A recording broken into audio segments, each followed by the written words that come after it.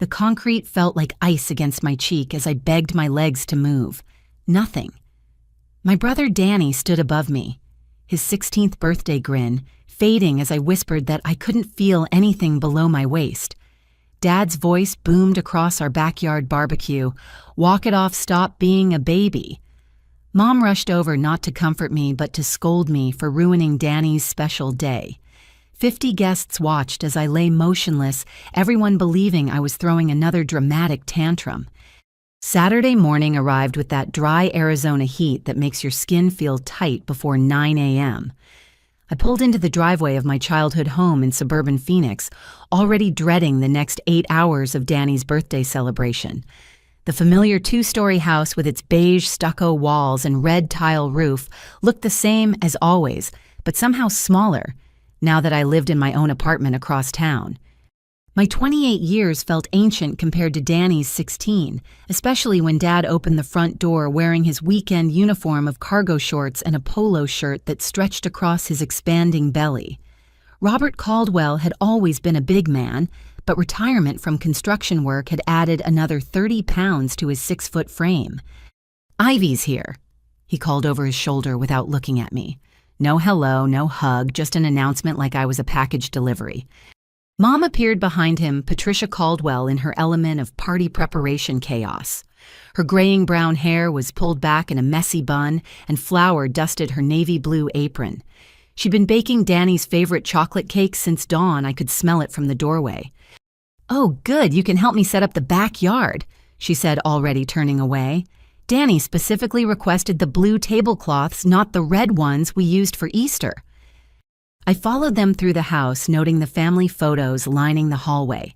Danny's school pictures dominated the wall, his gap-toothed smile evolving into the confident grin of a high school sophomore. My own photos appeared sporadically, mostly group shots, where I stood slightly apart from the family cluster. The backyard was already bustling with activity. Danny lounged in a folding chair near the swimming pool, his sandy brown hair catching the morning sun as he scrolled through his brand new iPhone. The latest model, I noticed, probably worth more than my monthly rent for my studio apartment. "Hey, sis," he said without looking up, his voice carrying that particular teenage combination of boredom and superiority. "Glad you could make it to the party." The way he emphasized "make it" stung a little. Last month, I'd missed his school play because of a work deadline, and the family had made sure I knew about my absence for weeks afterward. "Wouldn't miss it for the world," I replied, setting my purse on the patio table. "Happy birthday, Danny." His friend Tyler Morrison sat beside him, a gangly kid with red hair and too many freckles to count. Tyler had been Danny's shadow since middle school, always eager to please and quick to laugh at Danny's jokes, even the mean ones. "Check this out," Danny said finally, looking up from his phone screen. "Dad got me the pro version with the extra storage. I can record like 10 hours of video now." The phone gleamed in the sunlight, its pristine case still bearing the store stickers. I remembered when I was 16, begging for months just to get a basic cell phone for emergencies. Dad had lectured me about responsibility and earning privileges through good behavior. "That's really nice," I said, meaning it. Danny deserved nice things, even if the disparity between our teenage experiences sometimes felt like a knife twist. Tyler leaned closer to Danny, whispering something that made both boys snicker. Their heads bent together over the phone screen, and I caught fragments of their conversation. "Did you loosen them enough?" Tyler asked in a voice he probably thought was quiet. "Yeah, 3 full turns on each one," Danny replied, his eyes bright with mischievous excitement. "It's going to be epic when she tries to show off later." Their words didn't immediately register as concerning. Danny had always been a prankster, and teenage boys seemed to find humor in the strangest places. I turned my attention to helping Mom arrange the party decorations, hanging blue streamers from the patio umbrella and setting up folding tables around the pool area. Extended family began arriving around noon. Uncle Marcus brought his wife Susan and their twin daughters, 8-year-old girls who immediately gravitated toward the swimming pool, despite the early season coolness. Aunt Linda came with her latest boyfriend, a quiet man named Steve, who seemed overwhelmed by the Caldwell family energy. The neighborhood friends followed along with Danny's classmates and their parents. Our backyard filled with the comfortable chaos of a suburban birthday party. Hamburgers sizzled on Dad's Pride and Joy gas grill, a massive stainless steel contraption he'd installed 2 summers ago. The pool filter hummed its familiar rhythm, while children's laughter echoed off the house walls. I found myself gravitating toward Uncle Marcus, Dad's younger brother, who had always been kinder to me than the rest of the family. He worked as an accountant and possessed a gentle demeanor that contrasted sharply with Dad's boisterous personality. "How's the marketing job treating you?" he asked, genuine interest warming his brown eyes. "Pretty well," I replied, grateful for adult conversation that didn't involve party logistics. "I just landed a big client, actually, a tech startup that wants to rebrand their whole image." "That sounds exciting. You always were the creative one in the family." Before I could respond, Dad's voice boomed across the yard. "Ivy, get over here. Mrs. Henderson was just asking about your gymnastic days." My stomach clenched. Mrs. Henderson, our next-door neighbor for the past 15 years, was a sweet woman in her 70s who remembered everyone's childhood achievements with uncomfortable accuracy. "Oh, you were so graceful on that trampoline," she said, gesturing toward the large, circular trampoline that dominated one corner of our backyard. "I used to watch you practice from my kitchen window. Those backflips were just beautiful." The trampoline had been my refuge during high school, a place where I could escape family tension and lose myself in the simple joy of defying gravity. I'd spent countless hours perfecting my technique, dreaming of making the varsity gymnastics team that never quite materialized due to budget cuts. "That was a long time ago," I said, hoping to deflect attention away from the topic. But Dad was already warming to the theme, his voice carrying that particular tone he used when he wanted to be the center of attention. "Come on, Ivy, show everyone you've still got it. Danny's never seen you do a proper backflip." I glanced toward Danny, who was watching with newfound interest, his phone camera already pointing in my direction. Tyler grinned beside him, that same mischievous expression I'd noticed earlier. "I don't think that's a good idea," I said, recognizing the warning signs of a family spectacle. "I haven't practiced in years." Mom appeared at my elbow, her expression mixing encouragement with subtle pressure. "Oh, don't be such a spoil sport. It's Danny's birthday, and everyone wants to see what you can do. Besides, you need to loosen up and have fun for once." The familiar guilt settled around my shoulders like a heavy blanket. This was my role in the family dynamic, the responsible older sister, who took things too seriously and needed constant reminding to be more spontaneous. "Just one flip." Dad insisted, his hand landing on my shoulder with enough pressure to make his expectation clear. "For Danny's birthday, make it special for him." I looked around the circle of expectant faces, neighbors and relatives waiting for the entertainment portion of the afternoon. Danny's eyes held a particular gleam that I'd seen before, usually right before some practical joke that left me feeling foolish. "All right," I heard myself saying, "but just one, and everyone needs to stay back from the trampoline." The crowd cheered, and I felt that familiar mixture of attention and anxiety that had defined my teenage years. As I walked toward the trampoline, kicking off my sandals on the warm concrete, I noticed Danny and Tyler exchanging another meaningful look. The trampoline surface felt slightly different under my bare feet, less responsive than I remembered. I bounced gently a few times, testing my balance and trying to recapture the muscle memory from 10 years ago. My body felt heavier, less flexible, but the basic movements came back gradually. "Whenever you're ready," Dad called out his phone, joining Danny's in recording the moment. I took a deep breath, focused on a point beyond the trampoline's edge, and launched into the familiar sequence.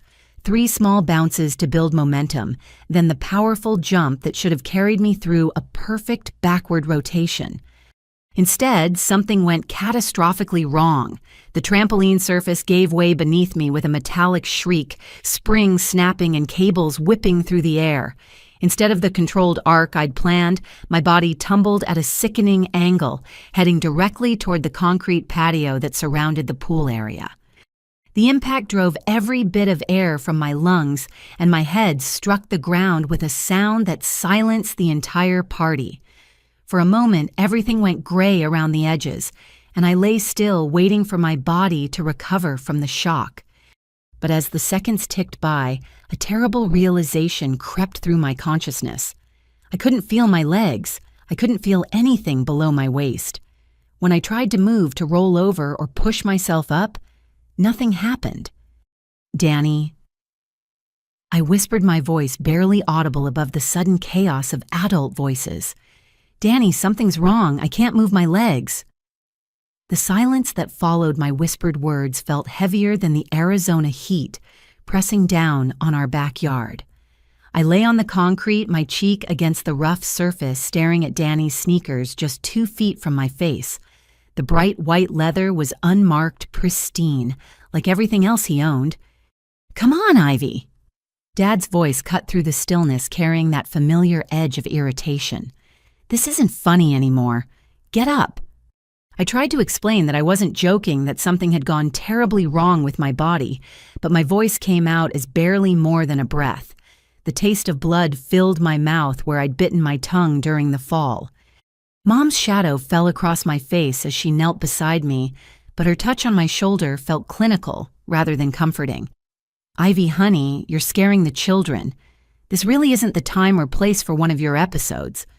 Episodes. The word hit me like a physical blow.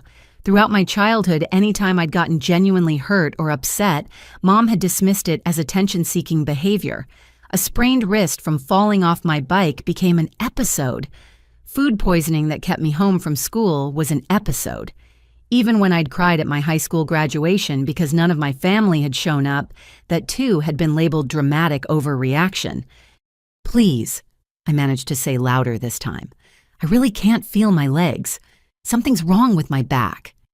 Tyler Morrison shifted nervously beside Danny, his freckled face pale despite the heat. "Maybe we should call someone," he said in a voice that cracked mid-sentence. "She doesn't look right."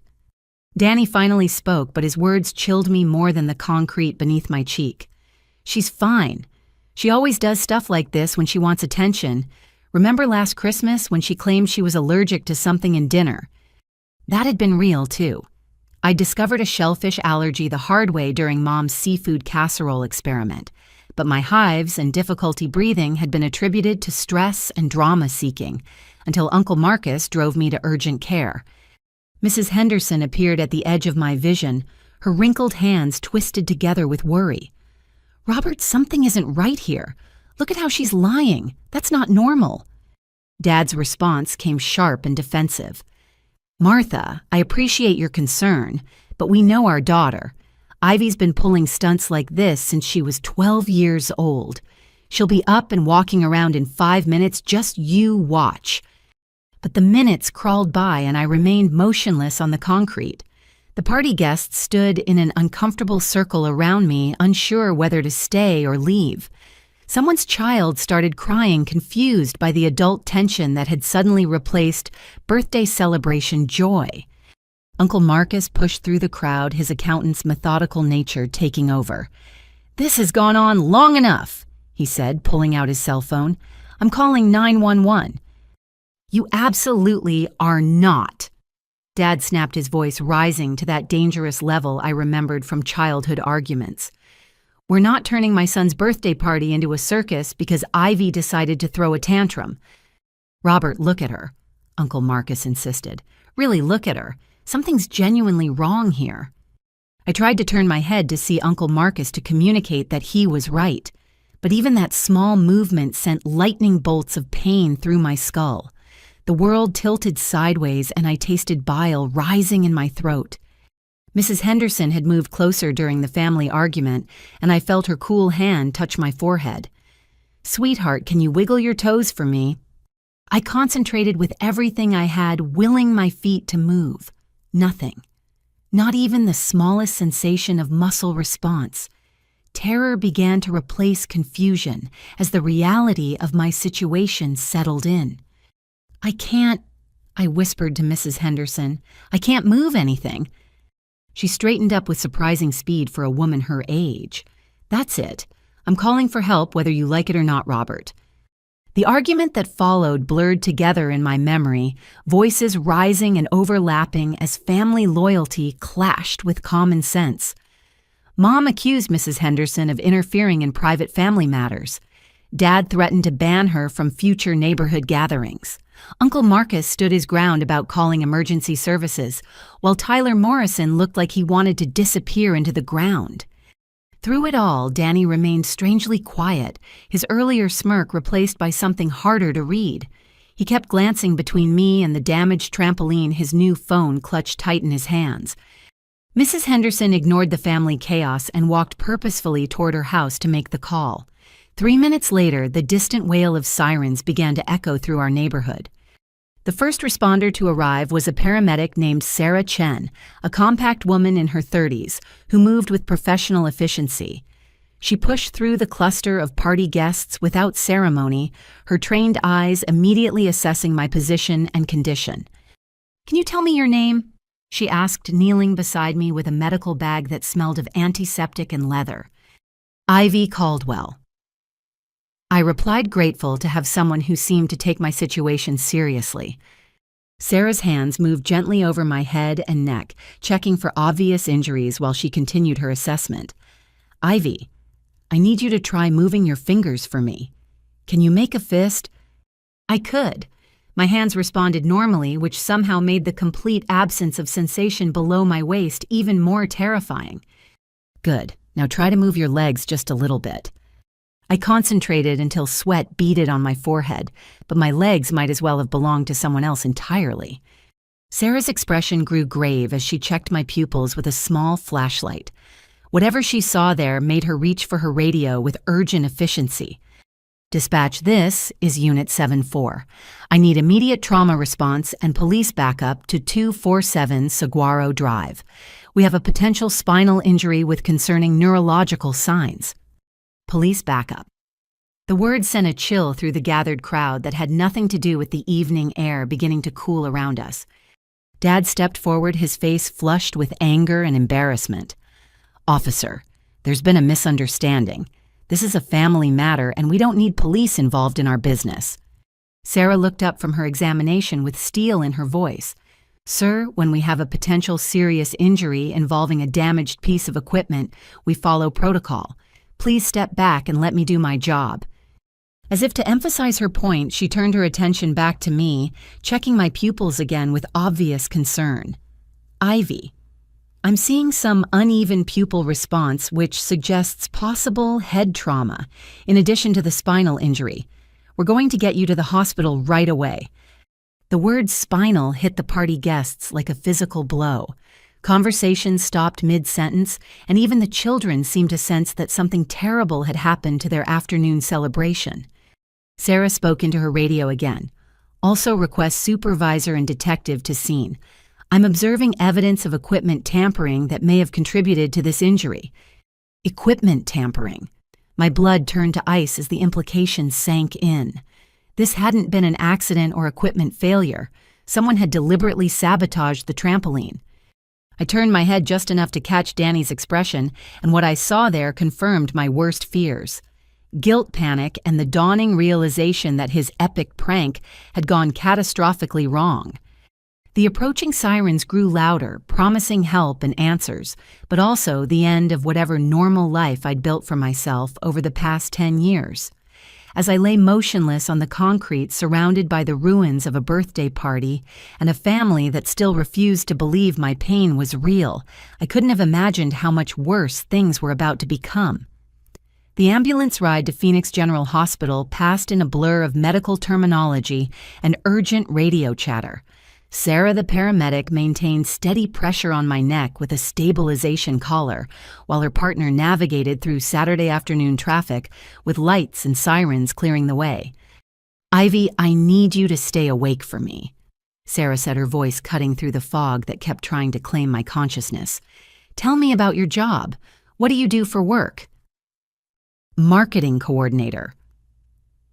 I managed Grateful for something normal to focus on. I help small businesses with their advertising strategies. "That sounds interesting. Do you like it?" I tried to nod but remembered the neck brace. "Most days. It's better than working for my family's construction company. Sarah exchanged a meaningful look with her partner, Officer James Wilson, who had followed the ambulance in his patrol car and was now riding along to maintain the chain of evidence. He was a tall man with graying temples who radiated the calm authority of someone accustomed to crisis situations.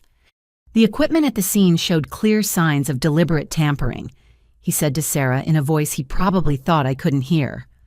Multiple spring bolts had been loosened systematically. This wasn't wear and tear or manufacturing defect.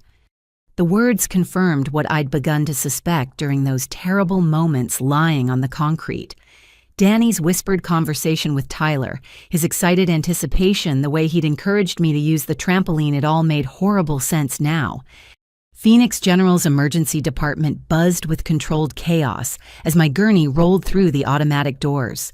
Bright fluorescent lights stabbed at my eyes, while medical staff surrounded me with practiced efficiency.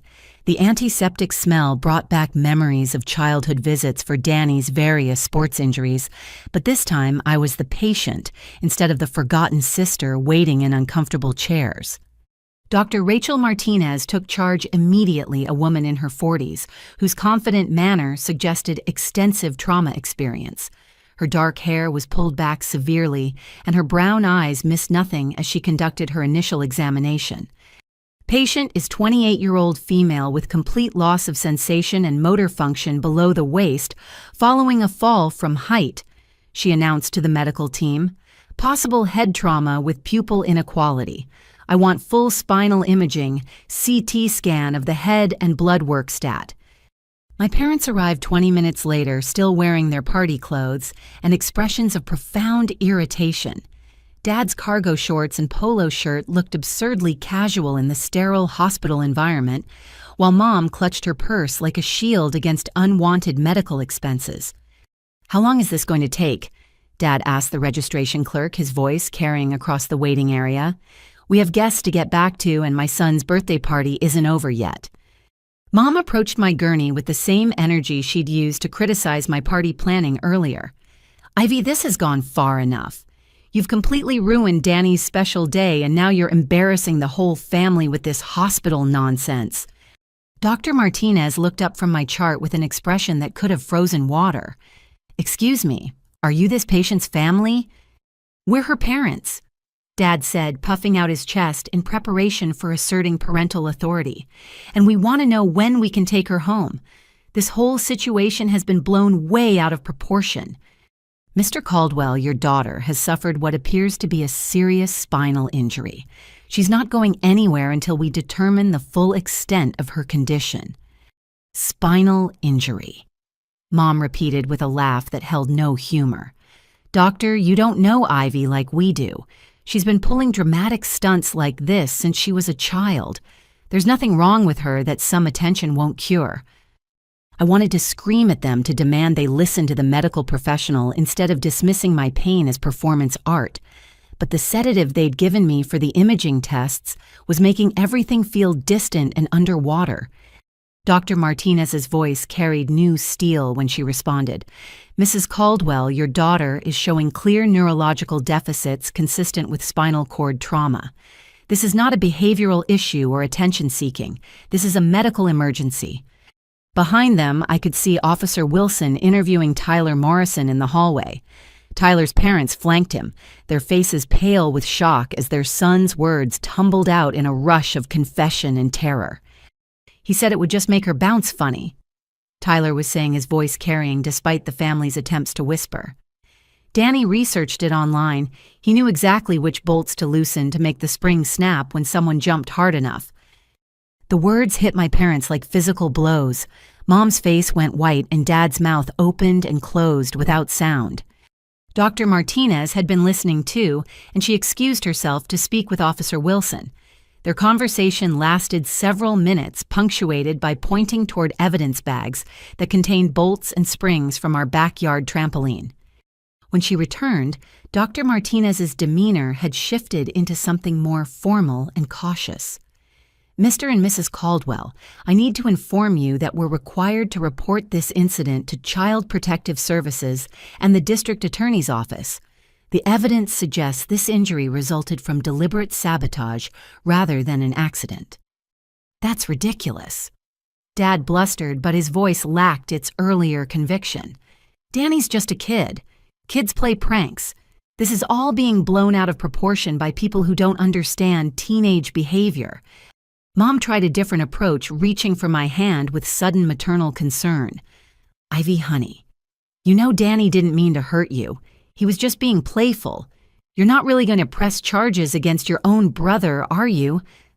The question hung in the air between us, loaded with years of family dynamics and unspoken expectations. Even lying on a hospital gurney, unable to feel half my body, I was being asked to protect Danny from the consequences of his actions. But before I could respond, Dr. Martinez returned with a manila folder thick with test results. Her expression was grim as she pulled up a chair beside my bed.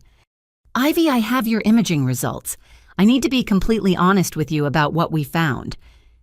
The room fell silent except for the steady beeping of medical monitors and the distant sounds of the emergency department. Even my parents stopped their protestations to listen. Dr. Martinez opened the folder and pulled out what looked like X-ray images, though the details meant nothing to my untrained eye. The MRI shows complete severing of your spinal cord at the L2 vertebra. This type of injury typically results in permanent paralysis of the lower extremities. Permanent paralysis. The words echoed in my head like stones dropped into a deep well. Additionally, Dr. Martinez continued, the imaging revealed evidence of previous injuries that were never properly treated. Old fractures in your ribs, a healed break in your left wrist that was set incorrectly, and signs of repeated minor trauma that suggest a pattern extending back several years. Officer Wilson stepped forward, his notebook ready. Doctor, are you saying there's evidence of a history of abuse? I'm saying there's medical evidence of multiple untreated injuries that raise questions about the level of care this patient has received. I'm legally obligated to report these findings to the appropriate authorities. The implications crashed over the room like a tsunami. Mom began crying, but whether from grief or fear was impossible to determine. Dad's face cycled through anger, disbelief, and something that might have been shame. From the hallway came the sound of Danny's voice, higher pitched than usual, as another officer interviewed him about his prank planning. Every word carried clearly through the thin hospital walls. I just wanted to embarrass her a little, he was saying. She always acts like she's so much better than everyone else. You know, I thought if she fell funny or couldn't do her stupid flip, people would stop talking about how great she used to be.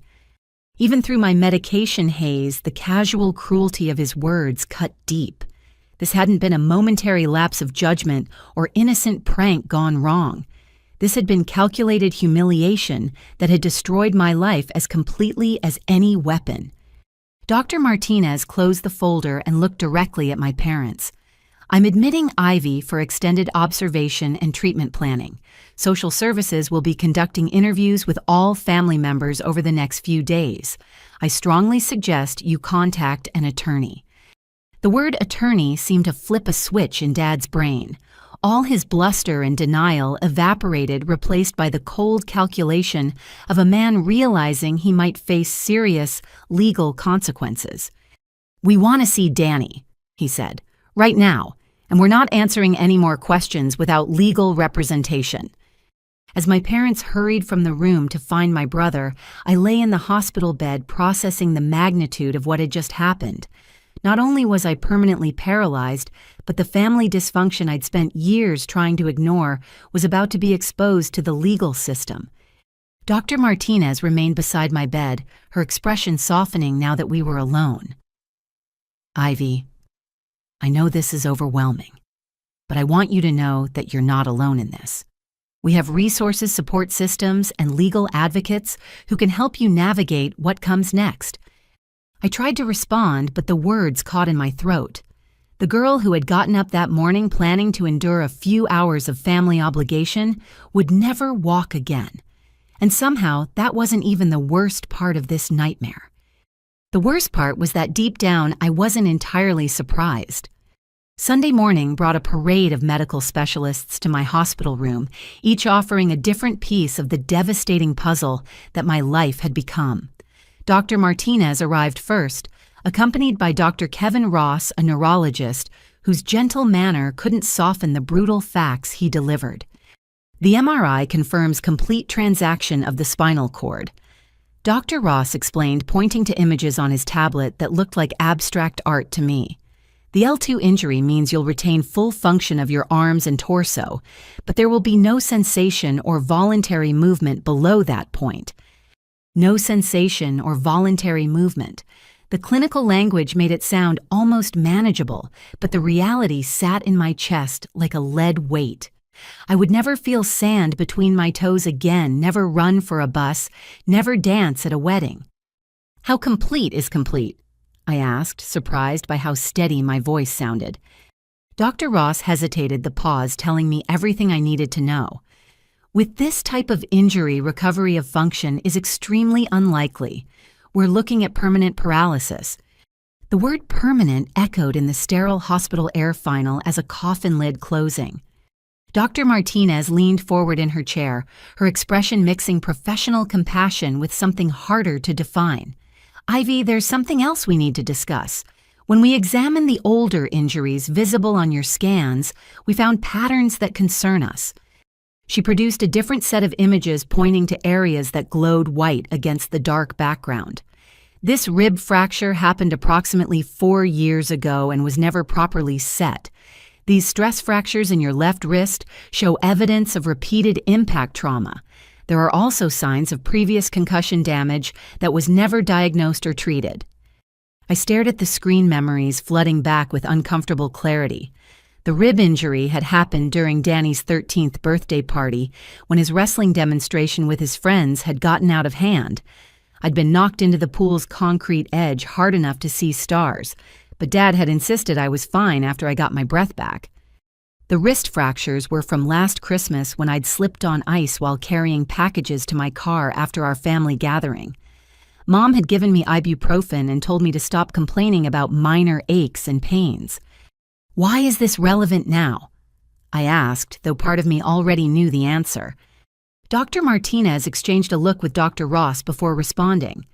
IV medical professionals are mandated reporters. When we see patterns of untreated injuries, especially in conjunction with current trauma, that appears to be the result of deliberate harm, we're legally required to report our concerns to authorities. The implications hit me like cold water. Not only was I facing permanent disability, but my family's years of neglect and dismissal were about to become part of a criminal investigation. A soft knock interrupted my thoughts, and Officer Wilson appeared in the doorway. Behind him stood a woman I didn't recognize, a professional-looking Hispanic woman in her 40s, carrying a briefcase and wearing the kind of confident expression that suggested legal training. "Miss Caldwell, this is Detective Linda Foster," Officer Wilson said. "She'll be handling the investigation into your brother's actions and the circumstances surrounding your injury." Detective Foster approached my bed with measured steps, her dark eyes taking in the medical equipment and my obvious condition. "Miss Caldwell, I'm sorry to meet you under these circumstances.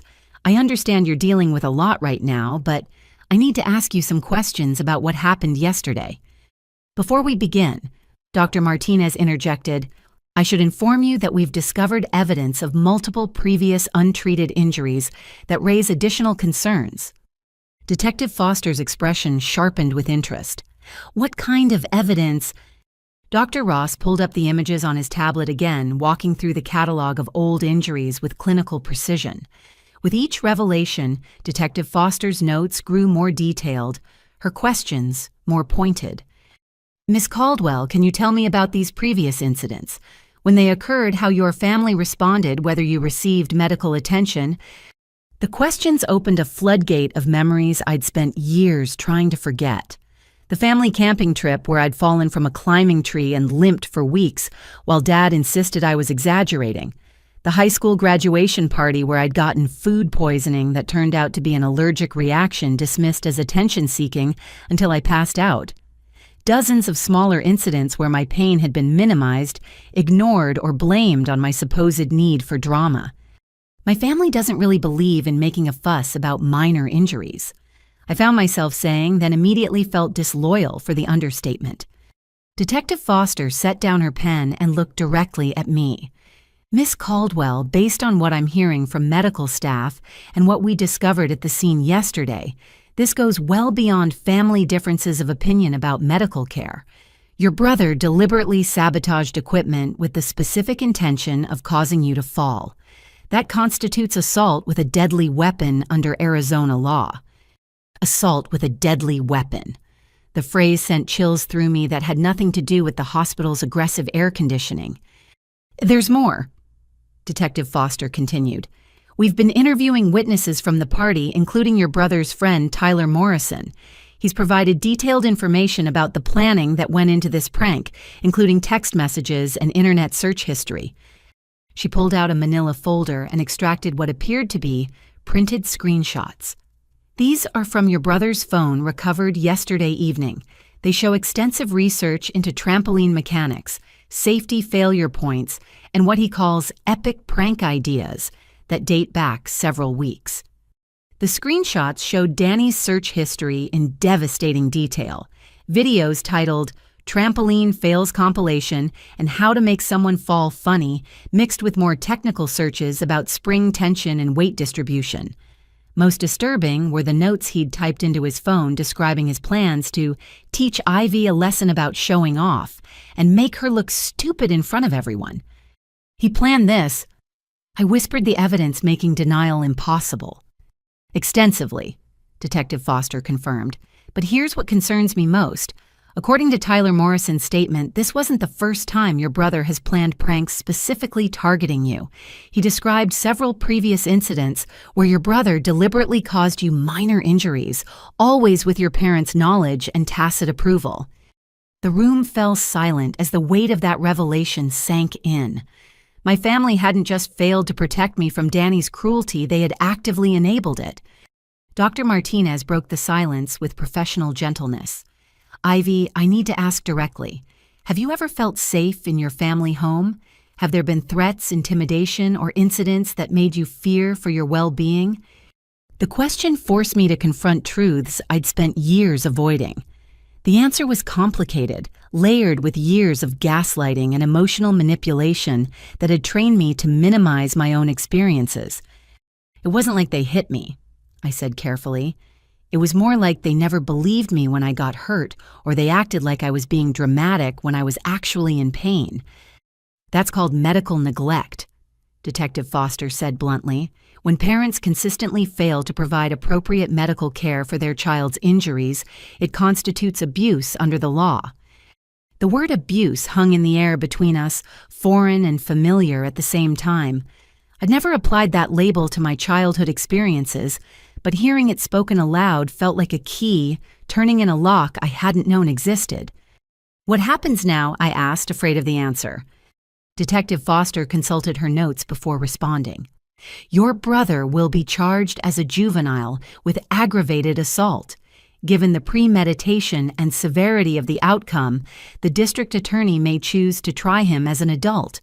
Your parents will likely face charges related to child endangerment and potentially conspiracy, depending on what we discover about their knowledge and involvement in this incident. Conspiracy. The word seemed too dramatic for a suburban family birthday party gone wrong. Miss Caldwell Tyler Morrison's statement suggests your parents were aware of your brother's pattern of targeting you with pranks. If we can prove they knew about this specific plan or actively encouraged it, that constitutes conspiracy to commit assault.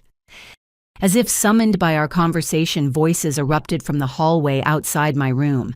I recognized Dad's angry tone, immediately followed by Mom's higher-pitched protests. You can't just take him, Dad was saying.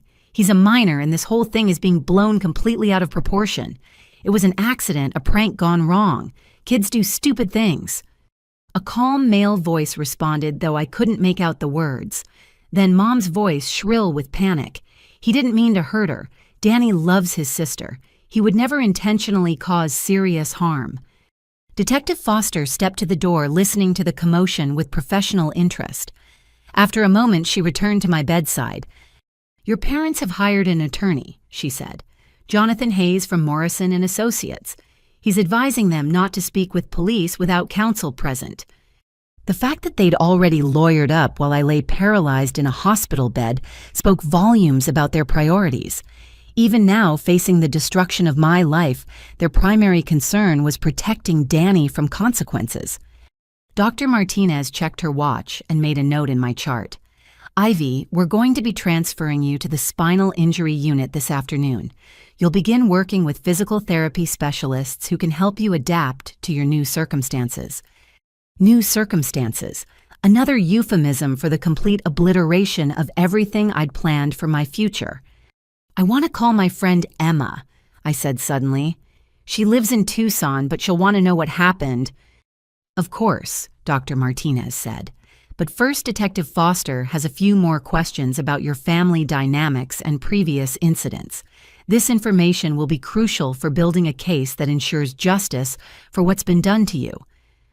As I prepared to relive years of dismissed pain and minimized injuries, I realized that Danny's prank had accomplished something he'd never intended. It had finally forced the truth about our family into the light where it couldn't be ignored, dismissed, or explained away. The girl who had worried about ruining a birthday party was gone forever. In her place was a woman who would never walk again, but who might finally find the courage to demand accountability from the people who were supposed to protect her.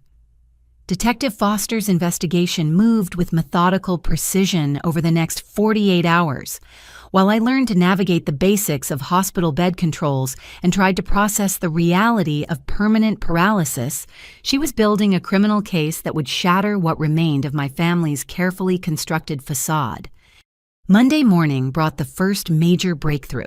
Detective Foster arrived at my bedside carrying evidence bags and wearing the satisfied expression of someone who had found exactly what they were looking for. "Ivy, we executed a search warrant on your parents' home yesterday evening," she said, settling into the visitor's chair that was becoming as familiar as my own wheelchair. "What we discovered in your brother's room goes far beyond a simple prank gone wrong." She opened her laptop and turned the screen toward me, revealing screenshots of text messages that made my blood run cold. "These are from Danny's phone dating back 3 months, Detective Foster explained. "He's been planning what he calls Operation Humble Ivy since February, right after your promotion at work made the family newsletter your mother sends to relatives." The messages showed a level of calculation that was genuinely frightening. Danny had researched not just trampoline mechanics, but also spinal injuries and their symptoms. He'd watched YouTube videos about paralysis, seeming to understand exactly what kind of damage he might cause. "Look at this exchange with Tyler Morrison from 2 weeks ago," Detective Foster said, scrolling to a particularly damning conversation. "Danny found the perfect weakness point. 3 bolts loosened exactly right will make the whole spring assembly fail when someone lands hard enough. Tyler, dude, that sounds really dangerous. What if she gets actually hurt?" Danny, "She deserves it for always acting like she's so much smarter than everyone. Maybe some time on her ass will teach her humility." Tyler, "Your parents will freak if something bad happens." Danny, "They won't care. They're always telling her to stop being so dramatic anyway. They'll probably thank me for proving their point." The casual cruelty of his words hit me harder than any physical blow. This hadn't been teenage thoughtlessness or a moment of poor judgment. This had been months of premeditated planning to cause me serious harm. "There's more," Detective Foster said, pulling up another folder. "We found a notebook in his desk drawer with detailed plans for what he calls teaching Ivy lessons. This trampoline incident was apparently just the latest in a series of escalating pranks designed to humiliate and injure you." The notebook pages she showed me read like a manual for psychological warfare. Danny had cataloged my fears, insecurities, and vulnerabilities with the precision of a military strategist. He'd planned pranks targeting my job, my apartment, even my few close friendships, all designed to systematically destroy my confidence and independence. "Have you shown this to my parents?" I asked, though part of me dreaded the answer. We tried. Their attorney advised them not to review any evidence or make any statements until they've had time to prepare their defense strategy. Even now, with incontrovertible proof of Danny's malicious intent spread across a hospital table, they were more concerned with legal protection than with acknowledging what had been done to me. A soft knock interrupted my thoughts, and Emma Rodriguez appeared in the doorway. My best friend since college looked exactly as I remembered, her dark hair pulled back in a practical ponytail and worry lines creasing her normally cheerful face. She'd driven 4 hours from Tucson the moment she received my call. "Jesus, Ivy," she breathed, taking in the medical equipment and my obvious condition. "How are you holding up?" "I've been better," I managed, grateful for the first genuinely supportive presence I'd felt in days. Emma pulled a chair close to my bed, her brown eyes filling with tears she tried to hide. "I saw the news coverage. They're calling it a prank gone wrong, but that detective who called me made it sound much more serious." Detective Foster introduced herself and briefly explained the scope of the investigation. As Emma listened to the evidence of premeditation and systematic planning, her expression shifted from sympathy to barely controlled rage. "You're telling me this was intentional? That little psychopath planned to paralyze his own sister?" "The evidence suggests he understood the potential for serious injury and proceeded anyway." Detective Foster confirmed. "Under Arizona law, that constitutes aggravated assault with a deadly weapon, even though he's a minor." Emma turned to me with the fierce protectiveness that had characterized our friendship for 8 years. "Ivy, please tell me you're pressing charges. Please tell me you're not going to let them convince you this was some kind of accident." The question forced me to confront something I'd been avoiding since the investigation began. Part of me still felt guilty about the destruction my injury was bringing to the family, still heard Mom's voice calling me dramatic and attention-seeking. "I don't know," I admitted. "They're my family, Emma. Danny's just 16. I keep thinking maybe there's a way to handle this without destroying everyone's lives." Emma's response was swift and uncompromising. "Ivy, he destroyed your life. He researched how to paralyze you and then did it deliberately. That's not family dysfunction, that's criminal assault." Detective Foster leaned forward, her voice gentle but firm. "Ivy, I understand this is difficult, but you need to know that this case will proceed regardless of your personal feelings. We have enough physical evidence and witness statements to prosecute without your cooperation, though your testimony would certainly strengthen the case." The weight of that knowledge settled over me like a heavy blanket. The legal system had taken control of the situation, removing the burden of choice that my family had always placed on my shoulders. "There's something else you should know," Detective Foster continued. "We've been in contact with the district attorney's office about potentially charging your parents as well." "My parents? But they weren't involved in the trampoline sabotage." "No, but they were present when it happened and failed to seek appropriate medical care despite obvious signs of serious injury. More importantly, Tyler Morrison's statement suggests they were aware of Danny's pattern of targeting you with increasingly dangerous pranks and not only failed to stop him, but actively encouraged his behavior." She pulled out another folder, this one containing witness statements from party guests. "Multiple attendees have come forward to describe your parents' reaction to your injury. Their immediate assumption that you were faking their resistance to calling emergency services their priority of protecting the party over your welfare. It all supports a pattern of negligent parenting that rises to the level of criminal child endangerment." Emma grabbed my hand with surprising strength. "Ivy, do you remember when you called me last Christmas? You'd hurt your wrist and were in obvious pain, but your family accused you of ruining dinner by carrying on about it." I nodded, remembering the humiliation of being treated like a burden for needing medical attention. "You drove yourself to urgent care with what turned out to be 2 broken bones," Emma continued. You were 27 years old and still apologizing to me for bothering anyone about an injury that required a cast. The memory brought fresh perspective to what Detective Foster was describing. My family's treatment of my injuries hadn't been occasional oversight or differences of opinion about medical care. It had been a systematic pattern of neglect that had trained me to minimize my own pain and accept inadequate care as normal. The district attorney wants to meet with you later this week, Detective Foster said. Catherine Brooks is personally handling this case. She's prosecuted several high-profile family violence cases and has a particular interest in situations where parents enable abuse between siblings. Family violence.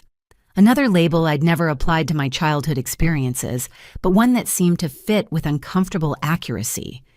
A commotion in the hallway outside my room drew our attention. Raised voices and what sounded like an argument were growing louder, accompanied by the hurried footsteps of hospital security. Detective Foster stepped to the door, returning a moment later with a grim expression. Your parents are here with their attorney. They're demanding to see you, claiming they have a right to visit their injured daughter. Do they? I asked, suddenly terrified at the prospect of facing them, armed with the knowledge of Danny's true intentions. You're an adult, so you have complete control over your visitors, Detective Foster replied. But I should warn you that anything they say in your presence could be used as evidence if they choose to discuss the case. Emma squeezed my hand supportively. You don't have to see them if you're not ready. The offer of choice felt foreign after years of family obligation and guilt manipulation. For once, I could prioritize my own needs without worrying about disappointing anyone or causing family drama. I think I need to see them, I said finally. I need to understand what they're thinking, how they're processing what Danny did. Detective Foster nodded with professional understanding. I'll be right outside if you need anything. Remember, you don't owe them explanations or forgiveness. You're the victim here, not the problem. As Emma helped me adjust my position in the hospital bed and Detective Foster stepped into the hallway, I braced myself for the first conversation with my parents since learning the truth about Danny's calculated cruelty. The scared, guilty daughter who had worried about ruining birthday parties was giving way to something harder and more determined. Whatever happened next, I would not allow them to minimize this injury or manipulate me into protecting Danny from consequences he'd earned through months of deliberate planning. For the first time in my life, the truth was documented, witnessed, and backed by legal authority that couldn't be dismissed or ignored.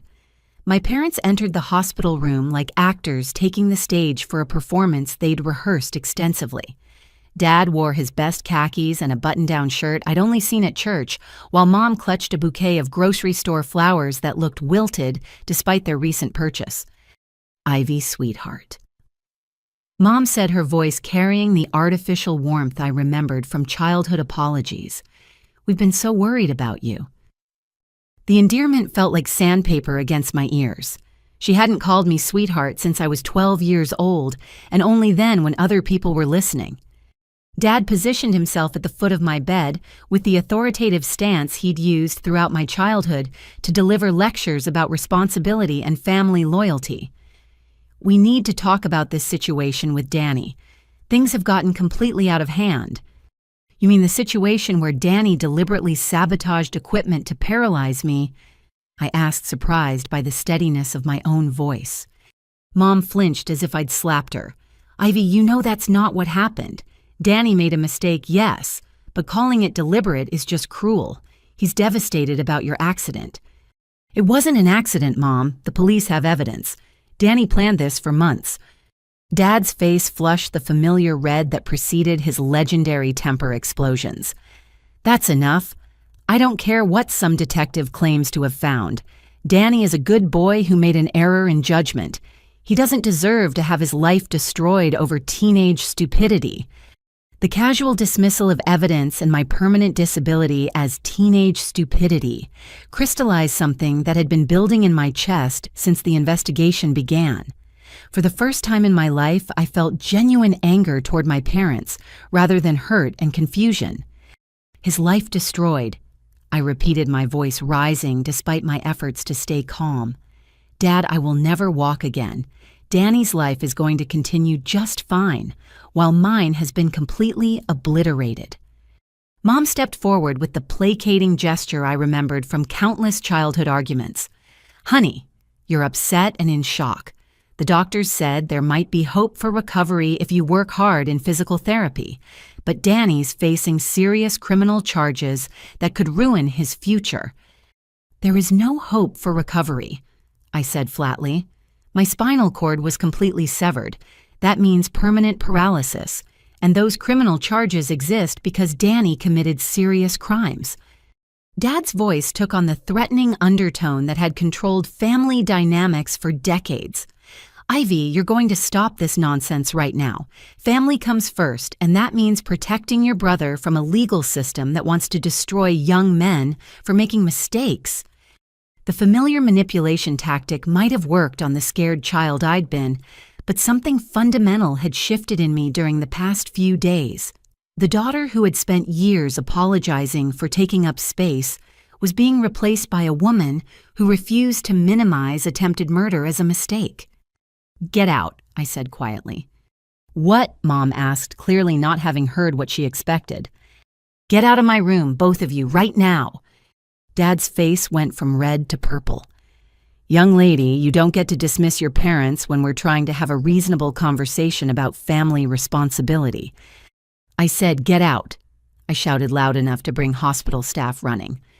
Emma appeared in the doorway with Detective Foster close behind both women, taking in the scene with practiced assessment. Mom was crying into her wilted flowers, while Dad stood rigid with the kind of rage that had intimidated me throughout childhood. Is there a problem here? Detective Foster asked, her hand resting casually on the radio clipped to her belt. My daughter is having some kind of breakdown, Dad announced, as if my anger were a medical condition requiring intervention. She's not thinking clearly and needs family support, not legal interference. Detective Foster looked directly at me. Ivy, do you want your parents to leave? Yes, immediately. You heard her, Detective Foster said to my parents, her voice carrying unmistakable authority. This is private property and the patient has requested that you leave. If you don't go, voluntarily, hospital security will escort you out. Mom tried one last manipulation, turning to me with tears streaming down her face. Ivy, please don't let strangers turn you against your family. We love you and we're trying to protect everyone from this terrible situation. You're not protecting me, I replied, my voice steady despite the emotion churning in my chest. You never have. And if you loved me, you would care more about my permanent disability than Danny's criminal charges. Dad started to respond, but Detective Foster stepped between him and my bed. Mr. Caldwell, you need to leave now. Any further contact with your daughter needs to go through your attorney. As my parents were escorted from the room, Mom turned back with one final attempt at guilt manipulation. He's your baby brother, Ivy. How can you destroy him like this? The words hung in the air after they left, encapsulating years of family dynamics that had taught me to prioritize everyone else's well-being over my own. But for the first time in my life, I felt no guilt about refusing to sacrifice myself for family peace. Emma closed the door and returned to my bedside with fierce protectiveness written across her features. I am so proud of you for standing up to them. That took incredible courage. I don't feel courageous, I admitted. I feel like I'm burning bridges I might need someday. Ivy, those bridges were built on quicksand, Emma said bluntly. A real family would be devastated about your injury and focused on your recovery, not pressuring you to protect your attacker from consequences. Detective Foster consulted her notes before speaking. I should inform you that your parents' visit here was likely coached by their attorney as an attempt to gauge your willingness to cooperate with their defense strategy. What do you mean? If they could convince you to minimize what happened or express forgiveness for Danny's actions, that could be used to undermine the prosecution's case. Your refusal to play that role actually strengthens our position considerably. The calculated nature of their visit made perfect sense in retrospect. Even my parents' emotional appeals had felt rehearsed, like lines from a script designed to manipulate rather than genuine expressions of concern. "There's something else I need to tell you," Detective Foster continued. "We received some interesting information from your Uncle Marcus this morning. He called our tip line with concerns about your family's financial situation." She pulled out a new folder, this one containing financial documents that meant nothing to my untrained eye. "According to your uncle, there's a trust fund that was established for you by your grandmother before she died. Your parents have been managing it since you turned 18, but they've never mentioned its existence to you." A trust fund. The revelation hit me like cold water, bringing back memories of overheard conversations about Grandma Ruth's will and Dad's mysterious improvement in family finances around the time I graduated high school. "How much money are we talking about?" I asked.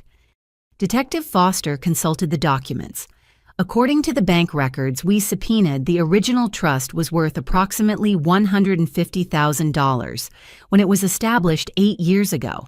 With interest and investment growth, it should be worth significantly more now. $150,000. Money that could have paid for my college education without student loans, helped me buy a house, instead of renting a studio apartment, provided the financial security I'd struggled to build throughout my 20s. But here's where it gets interesting," Detective Foster continued. "Your uncle provided bank statements showing regular withdrawals from the trust account over the past several years, supposedly for your benefit. However, the money appears to have been used for Danny's expenses, including his new phone sports equipment and a college fund your parents established in his name. Trust fund theft." The phrase echoed in my head as the full scope of my family's betrayal became clear. Not only had they enabled Danny's systematic abuse, they had stolen my financial independence to fund his privileged lifestyle. Emma's reaction was swift and furious. "They've been stealing from you for years while watching you struggle to pay rent and student loans. That's beyond family dysfunction. That's criminal fraud. Your uncle seems to think the total amount stolen could exceed $300,000 when you factor in lost investment income," Detective Foster said. "He's been suspicious about your parents' sudden improvement in lifestyle and Danny's expensive possessions, but he didn't feel comfortable confronting his brother without proof." $300,000. The number was large enough to change everything about my future prospects, especially now that I face the enormous expenses associated with adaptive equipment and accessible housing. "What can we do about this?" I asked. "We've already contacted the FBI's Financial Crimes Unit. Trust fund fraud falls under federal jurisdiction, which means additional charges beyond the state-level assault case. Your parents are looking at potential federal prison time if they're convicted." The conversation was interrupted by a soft knock on the door. A man in his 50s appeared wearing a hospital volunteer badge and pushing a cart filled with books and magazines. "Sorry to interrupt," he said. "I'm Father Miguel from the hospital chaplaincy program. I heard you might appreciate a visit." Emma looked to me for guidance, and I nodded. After the emotional confrontation with my parents, the presence of someone whose job involved providing comfort rather than gathering evidence seemed appealing. Father Miguel had the kind of gentle manner that suggested years of experience with crisis situations. His graying hair and lined face spoke of wisdom earned through accompanying people through their worst moments. "I don't want to intrude," he said, settling into the visitor's chair with practiced ease, "but I understand you're dealing with some very difficult family circumstances on top of a serious injury." "That's one way to put it," I said, surprised by the relief I felt at talking to someone who wasn't collecting evidence or building legal cases. "Family betrayal often hurts worse than physical trauma," Father Miguel observed. "When the people who are supposed to protect us become the source of our pain, it challenges everything we thought we knew about love and safety." His words captured something I'd been struggling to articulate since learning about Danny's deliberate planning. The spinal injury was devastating, but the knowledge that my own family had enabled and funded years of systematic abuse felt like a deeper violation. "I keep thinking I should feel more anger," I admitted. but mostly I just feel sad and confused. Grief for the family you thought you had is completely normal, Father Miguel said. You're mourning not just your physical capabilities, but also the illusion of parental love and protection that's been stripped away. As Detective Foster gathered her evidence folders and prepared to leave, she turned back with one final piece of information. Ivy, there's going to be a lot of media attention over the next few weeks. The story of deliberate sibling assault combined with parental financial fraud is exactly the kind of case that captures public interest. You might want to consider hiring your own attorney to protect your interests separate from the criminal prosecution. The suggestion of media attention sent a chill through me. I'd spent years trying to avoid being the center of family drama, and now my most private trauma was about to become public entertainment. But as I looked around the hospital room at Emma's supportive presence and Father Miguel's compassionate understanding, I realized that the truth coming to light might be exactly what I needed to finally break free from the family patterns that had defined my life. For the first time since lying motionless on that concrete patio, I felt something that might have been hope. Tuesday brought District Attorney Catherine Brooks to my hospital room, and with her the full weight of the legal system's response to what had been done to me. She was a tall woman in her 50s with silver hair pulled back in a severe bun and eyes that missed nothing as they took in my condition and the evidence spread across my bedside table. "Miss Caldwell, I'm going to be direct with you," she said, settling into the chair that had become a revolving seat for law enforcement officials. "This case has elements that make it particularly serious under Arizona law. We're not just talking about a teenage prank gone wrong anymore." She opened a briefcase that seemed to contain the entire documented history of my family's dysfunction. "Your brother is facing charges of aggravated assault with a deadly weapon, which carries a potential sentence of 5 to 15 years in adult prison. Given the premeditation and severity of the outcome, my office is prepared to try him as an adult."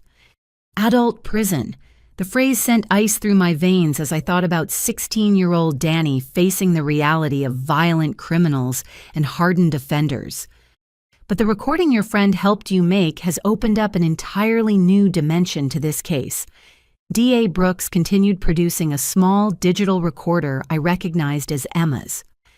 "When your mother attempted to bribe you into dropping charges, she committed the federal crime of witness tampering." I'd almost forgotten about Mom's desperate visit the day before when she'd offered me $20,000 from Danny's college fund to let this go quietly.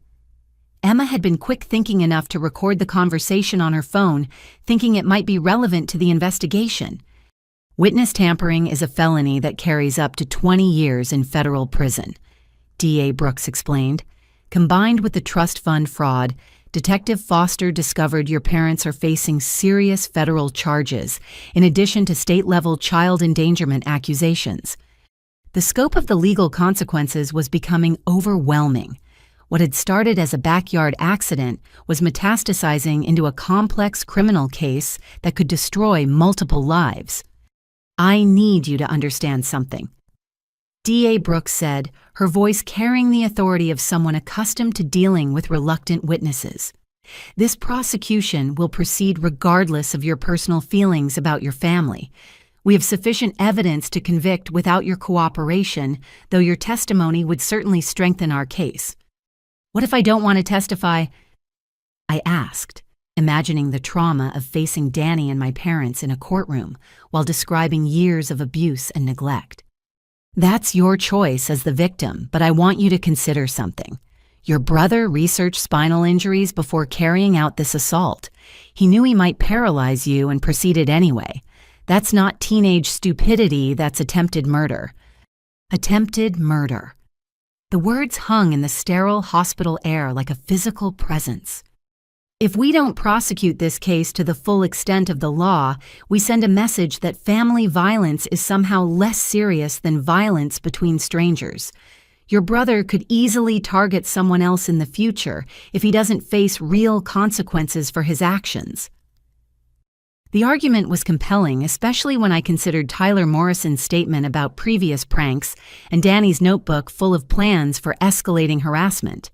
This hadn't been an isolated incident, but part of a pattern that would likely continue without intervention. "There's something else you should know," DA Brooks said, pulling out yet another folder. "We've been contacted by the disability rights organization that's been following your case. They want to offer you a position as a spokesperson for family violence survivors with disabilities." The offer was unexpected and overwhelming. I'd been focused on adjusting to basic functions like transferring from bed to wheelchair, and the idea of becoming a public advocate seemed impossibly ambitious. "You don't have to decide immediately," DA Brooks said, recognizing my uncertainty. "But I wanted you to know there are people who see your case as an opportunity to bring attention to a type of abuse that often goes unrecognized." Our conversation was interrupted by a commotion in the hallway that was becoming disturbingly familiar. Raised voices and hurried footsteps suggested another confrontation involving my family, and Detective Foster's voice could be heard giving firm instructions to someone. "What now?" I asked, though part of me already knew. DA Brooks stepped to the door and returned with an expression mixing frustration and grim satisfaction. "Your father was just arrested at Phoenix Sky Harbor Airport attempting to board a flight to Mexico with $50,000 in cash and identification documents that appear to be falsified." The news hit me like a physical blow. Dad had tried to run rather than face the consequences of what his family had done to me. Attempted flight from prosecution is a federal crime that substantially increases his potential sentence, DA Brooks explained. "It also suggests consciousness of guilt that will be very damaging to his defense." Emma arrived just as DA Brooks was packing up her briefcase, and the two women exchanged the kind of meaningful look that suggested they'd already spoken about my situation. "How are you holding up?" Emma asked, settling into her now customary chair beside my bed. "I feel like I'm drowning in legal terminology and criminal charges," I admitted. "This morning I was Ivy, the marketing coordinator with a difficult family. Now I'm Ivy, the attempted murder victim whose father is a fleeing felon. You're also Ivy, the survivor who's finally going to get justice," Emma said firmly, "and Ivy, the woman who recorded her mother trying to bribe her way out of accountability." The reminder of the recording brought back the moment when Mom had offered me money to protect Danny from his crimes. The casual assumption that I could be bought off with funds stolen from my own trust account seemed especially grotesque in retrospect. "Emma, can I ask you something honestly?" I said. "Always." "Do you think I'm doing the right thing by cooperating with this prosecution? Or am I destroying lives out of anger and hurt feelings?" Emma's response was immediate and uncompromising. "Ivy, you didn't start this destruction. Danny did when he spent months planning to paralyze you. Your parents did when they enabled his abuse and stole your money for years. You're not destroying lives, you're finally refusing to protect people who never protected you." Her words echoed something Father Miguel had said during his visit the day before about the difference between forgiveness and enabling continued harm. Real love sometimes required holding people accountable for their actions, even when accountability was painful. "There's something else," Emma said, her voice taking on the conspiratorial tone she used when sharing important news. "I've been doing some research on adaptive sports programs, and there's a Paralympic training facility in Colorado that specializes in working with new spinal cord injury patients." The change of subject was welcome relief from legal discussions. "What kind of sports?" "Wheelchair racing, basketball, tennis, even skiing. They have athletes who compete at the international level, and they offer training programs for people who want to get serious about competitive sports." The idea of athletic competition seemed impossible from my current position in a hospital bed, but Emma's enthusiasm was infectious. Throughout college, she'd been the friend who pushed me out of my comfort zone and into new experiences. "The application deadline for their summer intensive program is next month," she continued. "I know it seems early to be thinking about things like that, but having goals might help with the adjustment process." Goals. The concept felt foreign after days of focusing on medical terminology and legal proceedings. But the idea of working towards something positive rather than just processing trauma had obvious appeal. "I'll think about it," I said, meaning it. Our conversation was interrupted by the arrival of Dr. Martinez, who carried test results and wore the expression of someone delivering complex news. "Ivy, your latest scans show that your neurological condition has stabilized," she began.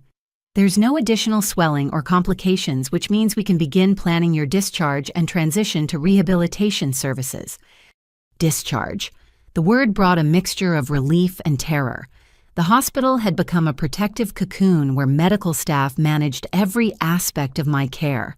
The prospect of navigating the real world as a paralyzed person seemed overwhelming. "How long before I can go home?" I asked. "That depends on several factors," Dr. Martinez replied. "First, we need to ensure you have appropriate housing arrangements.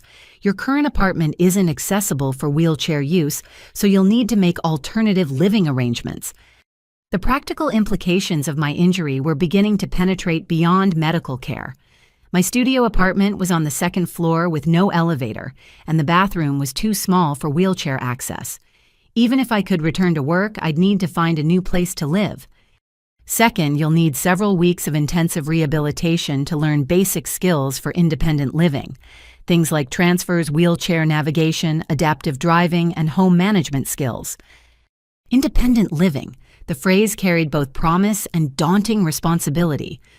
"The good news is that your insurance should cover most rehabilitation costs," Dr. Martinez continued. "And once the legal matters involving your trust fund are resolved, you should have financial resources to make necessary adaptations to your living situation." Financial resources. The stolen money that was finally being recovered represented more than just compensation for past theft. It offered the possibility of real independence for the first time in my adult life. As Dr. Martinez left to arrange rehabilitation consultations and Emma began researching accessible housing options on her laptop, I found myself contemplating a future that looked completely different from anything I'd imagined a week ago. The woman who had driven to a birthday party worrying about family obligations was gone forever. In her place was someone who would need to rebuild every aspect of her life from the ground up, but who would do so with the support of real advocates and the resources that should have been available to me years ago. For the first time since lying motionless on that concrete patio, the future seemed to hold possibilities beyond just survival. The phone call came at 3 a.m. on Wednesday, jarring me from the restless sleep that had become my norm since the accident. Detective Foster's voice carried an urgency that cut through my medication haze and brought me to full alertness immediately. "Ivy, I'm at Phoenix Children's Hospital with your brother. He attempted suicide last night and was found by your uncle Marcus. He's stable now, but he's asking to speak with you." Suicide attempt. The words crashed over me like ice water, bringing guilt and confusion in equal measure. Despite everything Danny had done, despite the evidence of his calculated cruelty, he was still my 16-year-old brother, who had apparently reached a breaking point. "What happened?" I asked, my voice barely above a whisper. "He overdosed on prescription anxiety medication your parents had given him to help deal with the stress of the criminal charges. If your uncle hadn't decided to check on him when he did, we might be having a very different conversation right now." Uncle Marcus. The only family member who had consistently shown genuine concern for my welfare was now dealing with the aftermath of Danny's desperate attempt to escape consequences. "He's been placed on a psychiatric hold for evaluation, but he's been asking for you repeatedly. His psychiatrist thinks speaking with you might be therapeutic for both of you, but the decision is completely yours." The request put me in an impossible position. Part of me wanted to see Danny to understand how the boy I'd grown up with had become someone capable of researching how to paralyze his sister. But another part of me recoiled from the idea of providing comfort to my attacker, even if he was also a victim of our family's dysfunction. "I'll come," I heard myself saying, "but I want Emma there, and I want Detective Foster present for any conversation." "Understood. I'll arrange transport and make sure the medical staff know you're coming." 2 hours later, I found myself in another hospital room, this one equipped with psychiatric monitoring equipment and staffed by nurses trained in mental health crisis management. Danny looked smaller than I remembered, 16 years old and fragile, in a way that reminded me of the little boy who used to have nightmares about monsters under his bed. But when he opened his eyes and saw me, what came out wasn't the remorse or apology I'd expected. Instead, it was a torrent of confession that revealed the full scope of what our parents had done to both of us. "They told me you deserved it," he said, his voice hoarse from the medications they'd given him. "From the time I was little, they told me you were ungrateful and dramatic, and that someone needed to teach you lessons about humility." The words hit me like physical blows, confirming suspicions I'd carried for years about the family dynamics that had shaped our childhood. "They said you thought you were better than us because you got good grades and went to college." Danny continued, tears streaming down his face. "Dad told me that putting you in your place was part of being a good brother." Dr. Kevin Ross, the psychiatrist assigned to Danny's case, took notes quietly in the corner, while Detective Foster recorded everything for the ongoing investigation. But I found myself focused entirely on my brother's words, trying to understand how parental manipulation had created a child capable of planning to paralyze his sibling. "When did they start encouraging you to hurt me?" I asked, surprised by my own clinical detachment. "I don't know exactly. It feels like it was always part of how things worked. When you cried about getting hurt, they'd roll their eyes and tell me you were being dramatic. When you succeeded at something, they'd find ways to diminish it and tell me I needed to make sure you didn't get too full of yourself." The systematic nature of the psychological manipulation was becoming clear. My parents hadn't just failed to protect me from Danny's abuse, they had actively cultivated it as part of their parenting strategy. The pranks started small. Danny continued his words, tumbling over each other in urgent confession. "Hiding your homework, putting salt in your water bottle, loosening the screws on your desk chair. Every time you got upset, Mom and Dad would praise me for keeping you grounded." I remembered those incidents filed away in my memory as typical sibling rivalry rather than deliberate harassment encouraged by our parents. The pattern of minimizing my pain and rewarding Danny's cruelty had been so consistent that I'd accepted it as normal family dynamics. "But it got worse when you moved out and started doing well at your job," Danny said. "Dad was angry that you were succeeding without family help, and Mom kept saying you needed to be brought down a peg or two. They started asking me specifically what I was doing to remind you of your place in the family hierarchy." Dr. Ross looked up from his notes with professional concern. "Danny, can you be more specific about what your parents said regarding your sister's success?" "They called it the Ivy problem," Danny replied, using air quotes with shaking hands. "Dad said successful women become arrogant and forget where they come from. He told me it was my job as her little brother to make sure she never forgot she was still just Ivy from the Caldwell family." The Ivy problem. The phrase encapsulated years of subtle undermining and deliberate sabotage that I'd attributed to my own oversensitivity or misunderstanding of family affection. The trampoline thing wasn't my idea, originally. Danny continued, his voice dropping to barely above a whisper. "Dad suggested it after I told him you'd probably try to show off your old gymnastics skills at the party. He said it would be funny if you fell on your ass in front of everyone." Detective Foster leaned forward with sharp attention.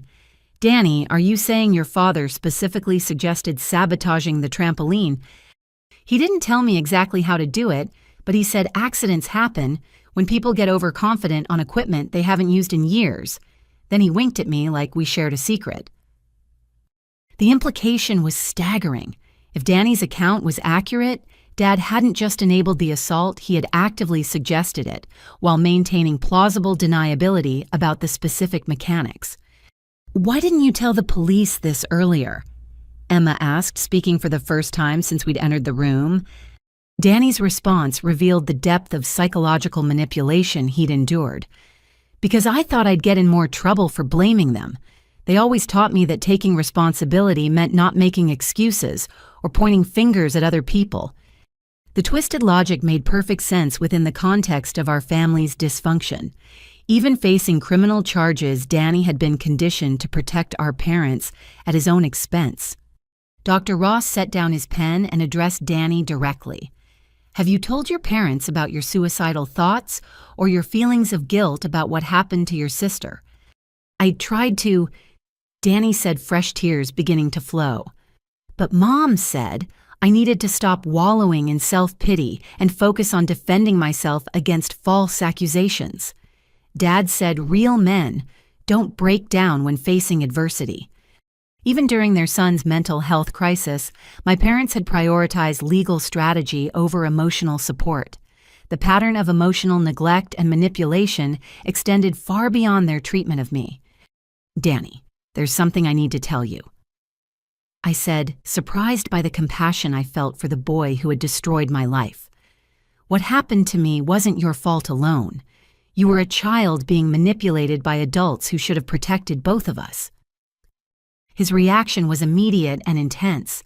"But I'm the one who loosened the bolts. I'm the one who researched how to make you fall. I'm the one who wanted to see you get hurt." "You're also the one who was systematically trained from childhood to see hurting me as a good thing," I replied. "That doesn't excuse what you did, but it explains why you were capable of doing it." Dr. Ross nodded approvingly at my response. "Danny, recognizing the manipulation you experienced doesn't eliminate your responsibility for your actions, but it's an important step in understanding how you became someone capable of planning to harm your sister." The conversation continued for another hour, revealing layer after layer of psychological abuse that had shaped both our childhoods. Danny described being praised for aggressive behavior toward me, while being punished for showing me affection or protection. He'd been explicitly taught that my pain was entertaining and that causing it was a way to earn parental approval. By the time we prepared to leave, Danny had provided enough information to fundamentally change the criminal case against our parents. His testimony about Dad's specific suggestion regarding the trampoline and Mom's coaching about hiding their involvement could result in conspiracy charges that carried decades in prison. "I'm sorry," Danny said as Emma helped position my wheelchair for departure. "I know that's not enough, and I know it doesn't fix anything, but I'm genuinely sorry for what I did to you." The apology felt more authentic than anything I'd heard from my parents since the accident.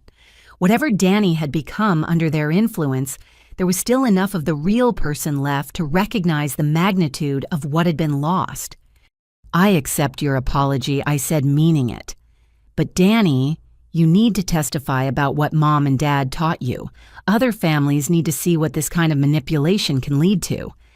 He nodded with the exhausted resignation of someone who had finally stopped carrying secrets that were too heavy for a child to bear.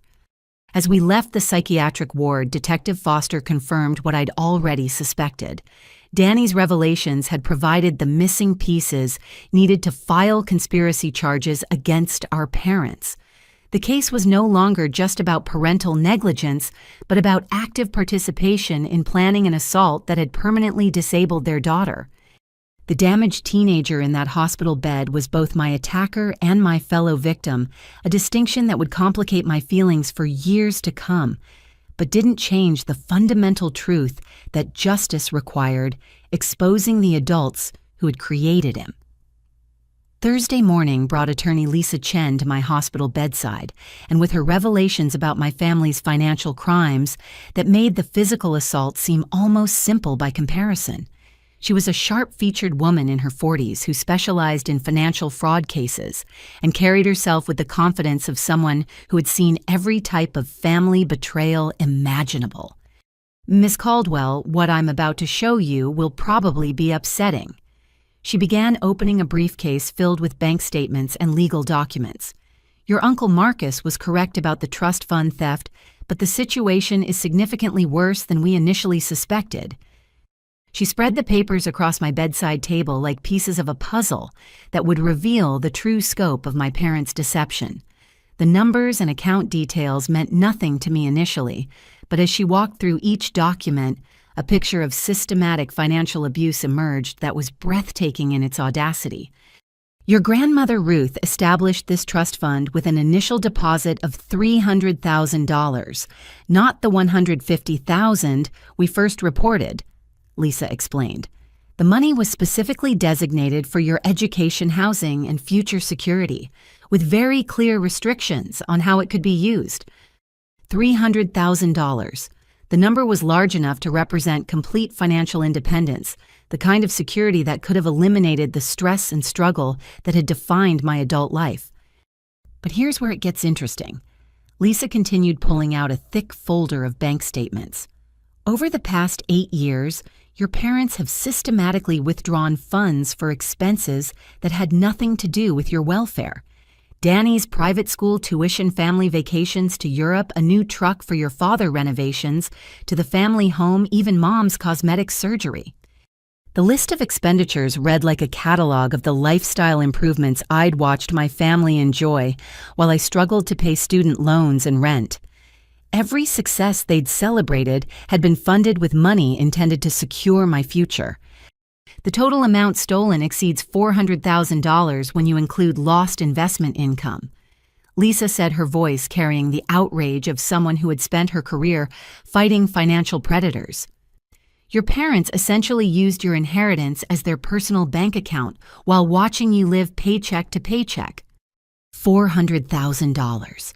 The scope of the theft was overwhelming, representing not just money, but years of financial anxiety that could have been avoided entirely. How is this legal? I asked, struggling to understand how such obvious theft could occur without detection. Technically, it wasn't legal, but trust fund abuse by family members is unfortunately common and difficult to prosecute, Lisa explained. Your parents were named as trustees, which gave them legal access to the accounts. The fraud lies in their misrepresentation of how the money was being spent. She pulled out copies of forms my parents had filed with the bank, documenting their justifications for each withdrawal. The creative accounting was stunning in its dishonesty. They claimed your college tuition was $30,000 per year, when your actual costs were covered by scholarships and grants, Lisa pointed out. They said they were paying for your apartment when you've been living independently and paying your own rent. They even claimed medical expenses for treatments you never received.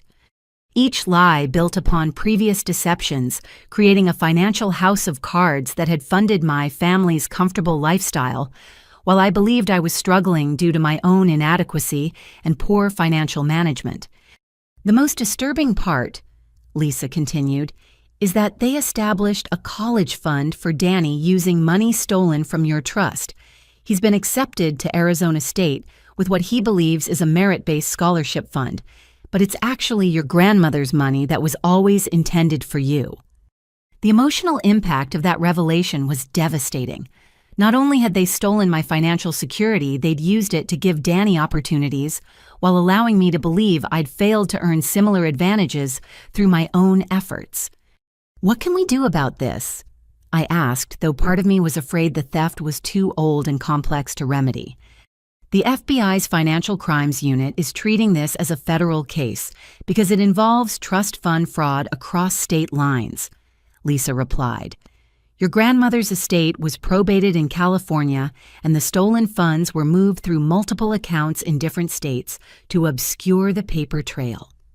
She showed me a chart that tracked the money's movement from the original trust account through a series of family-controlled accounts, each transfer designed to make the trail more difficult to follow.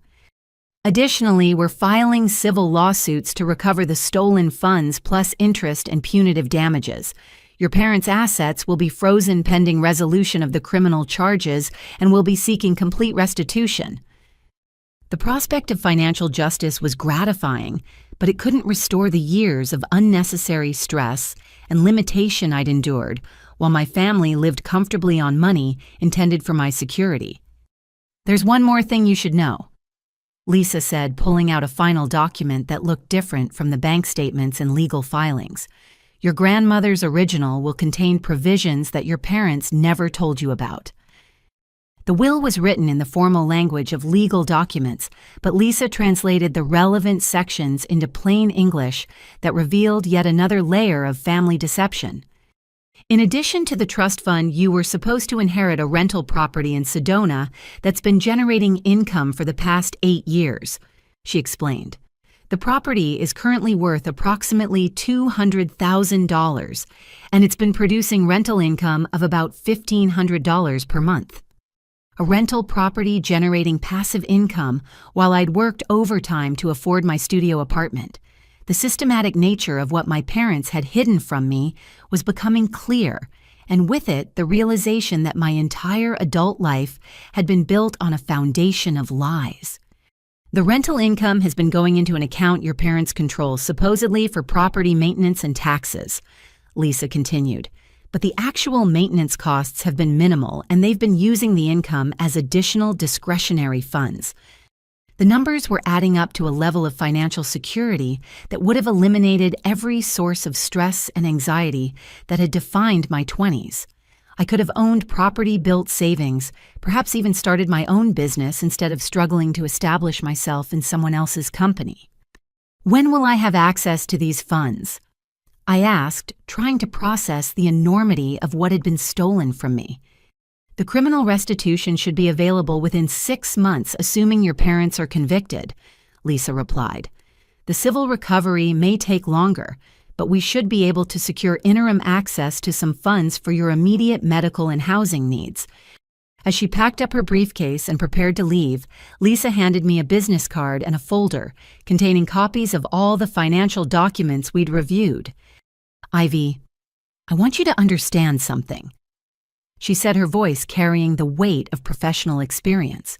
What your parents did goes far beyond typical family financial disputes. This was systematic theft designed to keep you dependent and struggling while they lived comfortably on resources that were rightfully yours. The validation of my suspicions felt both gratifying and heartbreaking. Years of wondering why financial success seemed so elusive suddenly made sense when viewed through the lens of deliberate sabotage. Emma, who had listened to the entire presentation with growing outrage, waited until Lisa left before expressing what I was thinking. They didn't just enable Danny's assault on you, she said, her voice shaking with anger. They spent years stealing your financial independence to fund their lifestyle and his advantages. This wasn't just criminal, it was evil. The word evil felt appropriate for the systematic nature of what had been done to me. Every struggle I'd faced, every sacrifice I'd made, every moment of financial anxiety had been unnecessary, manufactured by people who were supposed to ensure my welfare and security. But as devastating as these revelations were, they also represented something I'd never had before: the prospect of genuine financial independence and the resources needed to build whatever life I chose for myself moving forward. The woman who had driven to a birthday party worrying about gas money would never exist again. In her place was someone who would have the resources to adapt to disability with dignity, to pursue goals that had seemed impossible, and to help other survivors without worrying about her own basic needs. For the first time since the accident, I felt something that might have been excitement about the future. Friday morning brought an unexpected visitor to my hospital room, a woman in her 30s with short auburn hair and the kind of confident energy that filled whatever space she occupied. She introduced herself as Sarah Mitchell from the Disability Rights Alliance, and she carried news that would transform my understanding of what my future might hold. Ivy, your story has resonated with disability advocates across the country, she said, settling into the chair that had become a revolving seat for the parade of officials investigating my case. We've been following the legal proceedings, and we'd like to offer you an opportunity to turn your experience into advocacy for other survivors. The suggestion felt surreal. A week ago, I'd been focused on managing my marketing clients and avoiding family drama. Now someone was suggesting I could become a voice for disability rights on a national level. What exactly would that involve? I asked, curious despite my uncertainty. Sarah opened a folder containing newspaper clippings and online articles that showed my story had spread far beyond local Phoenix news coverage. Headlines like, family betrayal leaves sister paralyzed, and trust fund theft funds teens assault planning stared back at me from publications I'd never heard of. The combination of deliberate family violence and financial abuse has captured national attention, Sarah explained. But more importantly, it's highlighting gaps in how we protect disabled abuse survivors. Your case could help change legislation and improve support systems for others in similar situations. She showed me letters from other survivors, people who had experienced family violence that resulted in disabilities or who had discovered financial abuse after becoming dependent on family care. Their stories were heartbreakingly similar to mine, suggesting patterns of exploitation that were more common than I'd realized. We're prepared to offer you a position as our national spokesperson for family violence survivors with disabilities, Sarah continued. The role would involve speaking at conferences, working with legislators on policy reform, and helping develop support resources for other survivors. The opportunity was both appealing and terrifying. Speaking publicly about the most traumatic experience of my life seemed overwhelming, but the possibility of preventing other families from experiencing similar betrayal was compelling. I'd need to think about it, I said, overwhelmed by the scope of what she was proposing. Of course, but I should mention that we're prepared to offer a salary that would provide complete financial independence, plus travel allowances and support staff to help manage your advocacy work. Financial independence through meaningful work rather than just lawsuit settlements. The concept represented a type of purpose I'd never considered possible in my pre-injury life. Our conversation was interrupted by the arrival of Dr. Martinez, who carried discharge papers and wore the satisfied expression of someone delivering good news. Ivy, your medical condition has stabilized to the point where we can transfer you to the rehabilitation hospital next week, she announced. You'll spend about 6 weeks there learning independent living skills and adaptive techniques. 6 weeks felt like an eternity and an impossibly short time simultaneously. Learning to rebuild my entire life from scratch would apparently happen on a compressed timeline that seemed both urgent and insufficient. Additionally, Dr. Martinez continued, I've been contacted by the Paralympic Training Center in Colorado that your friend Emma mentioned. They're offering you a spot in their summer intensive program if you're interested in pursuing competitive athletics. Paralympic training. The idea still seemed impossible from my current position, but Emma's research had shown me videos of wheelchair racers who moved with a grace and speed that made my own limitations seem less permanent. The program is specifically designed for new spinal cord injury patients who show aptitude for athletic training, Dr. Martinez explained. They have a remarkable success rate in helping people transition from rehabilitation to competitive sports. Before I could respond, Emma burst through the door with her laptop and an expression of barely contained excitement. Ivy, you need to see this, she said, setting up her computer on the bedside table. The story about your case has gone viral on social media, and the response has been incredible. The screen showed a hashtag trending on multiple platforms, Justice for Ivy.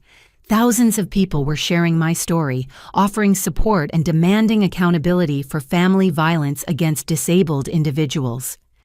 Look at this, Emma said, scrolling through comments that ranged from personal stories of similar abuse to offers of financial support and advocacy assistance. People are organizing fundraisers, sharing resources for other survivors, and pressuring legislators to strengthen protections for disabled abuse victims. The outpouring of support was overwhelming and humbling. Strangers were investing emotional energy and resources in seeking justice for someone they'd never met, simply because my story had touched something universal about the vulnerability of family betrayal. There's more. Emma continued, clicking to a news video from a national morning show. They want to interview you about the case and the broader issues it raises about family violence and disability rights. The prospect of television interviews added another layer of surreal complexity to my situation. The private trauma I'd spent years hiding was becoming public advocacy material that could potentially help others. Dr. Martinez cleared her throat to regain our attention. Ivy, while all these opportunities are exciting, I want to remind you that you're still in the early stages of adapting to a major life change. It's important not to take on too much too quickly. Her caution was medically sound, but part of me felt energized by having concrete goals that extended beyond just learning to navigate daily tasks as a paralyzed person. What if I started small? I suggested. Maybe one interview to test the waters and see how it feels to talk publicly about what happened. Sarah from the Disability Rights Alliance leaned forward with interest. That's exactly the right approach. We could arrange for a single interview with a reporter who specializes in disability issues, someone who would handle your story with appropriate sensitivity. The conversation was interrupted by the arrival of Uncle Marcus, who looked haggard but carried himself with the determination of someone who had made difficult decisions. He'd been dealing with Danny's psychiatric hospitalization while also managing the fallout from Dad's arrest and Mom's mounting legal troubles. Ivy, I wanted you to know that I've filed for emergency custody of Danny, he announced without preamble. His psychiatrist believes he needs stable housing with family members who aren't facing criminal charges. The news brought relief mixed with concern for both Danny and Uncle Marcus, who was essentially adopting a traumatized teenager, while his brother faced federal prison time. How is he doing? I asked, surprised by my continued concern for the brother who had destroyed my life. Better since he started talking honestly about what your parents taught him, Uncle Marcus replied.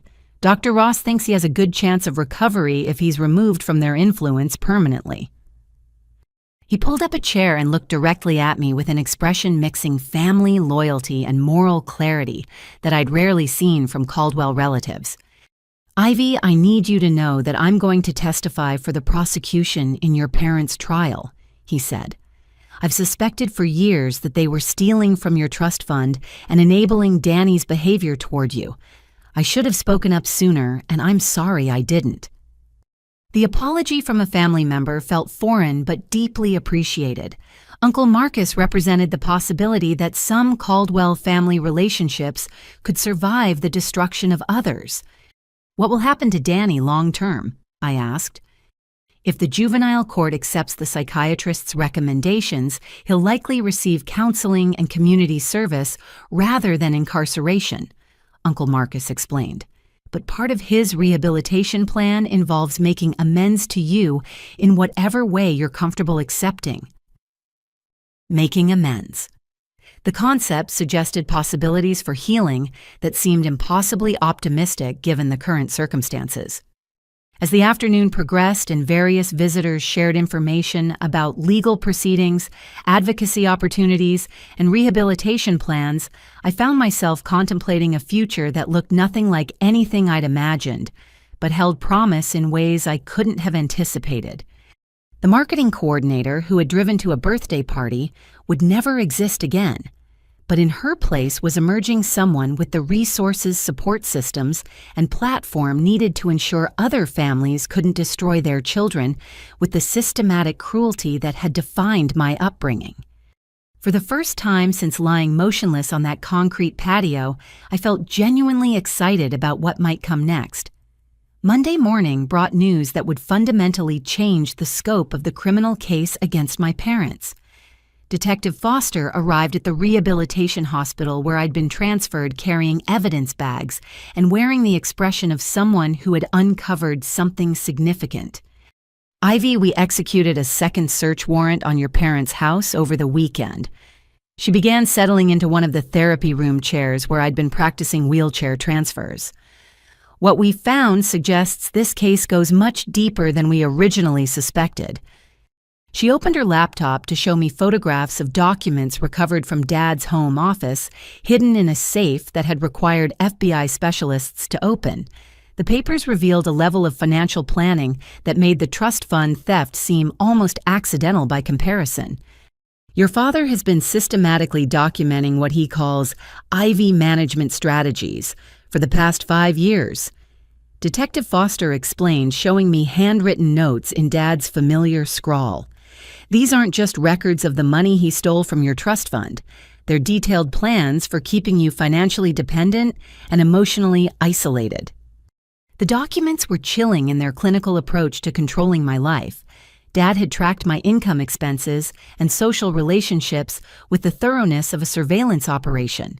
He'd noted when I seemed too confident or successful, followed by strategies for correcting my attitude through family manipulation or Danny's increasingly aggressive pranks. "Look at this entry from last year," Detective Foster said, pointing to a particularly disturbing passage. "Your father wrote about your promotion at work being problematic because it made you less reliant on family approval. He specifically planned Danny's escalating harassment campaign to undermine your self-confidence. The systematic nature of their manipulation was breathtaking. Every family interaction I'd attributed to normal dysfunction had apparently been carefully orchestrated to maintain control over my emotional and financial independence. But here's the most damaging evidence." Detective Foster continued, pulling up a different document. "We found detailed research your father conducted about spinal injuries and their long-term effects. This was done 2 weeks before the birthday party." 2 weeks before. The timing meant Dad had been researching paralysis before Danny ever loosened the trampoline bolts, suggesting a level of premeditation that elevated the charges to attempted murder. The research includes information about permanent disability benefits, medical costs, and legal guardianship procedures for incapacitated adults, Detective Foster explained. "Your father was apparently planning for the possibility that you would be seriously injured and exploring how to maintain financial control even if you became disabled." The implications were staggering. Not only had my family planned the assault, they had researched how to exploit my resulting disability for their continued financial benefit. "This evidence changes everything about the criminal case," Detective Foster said.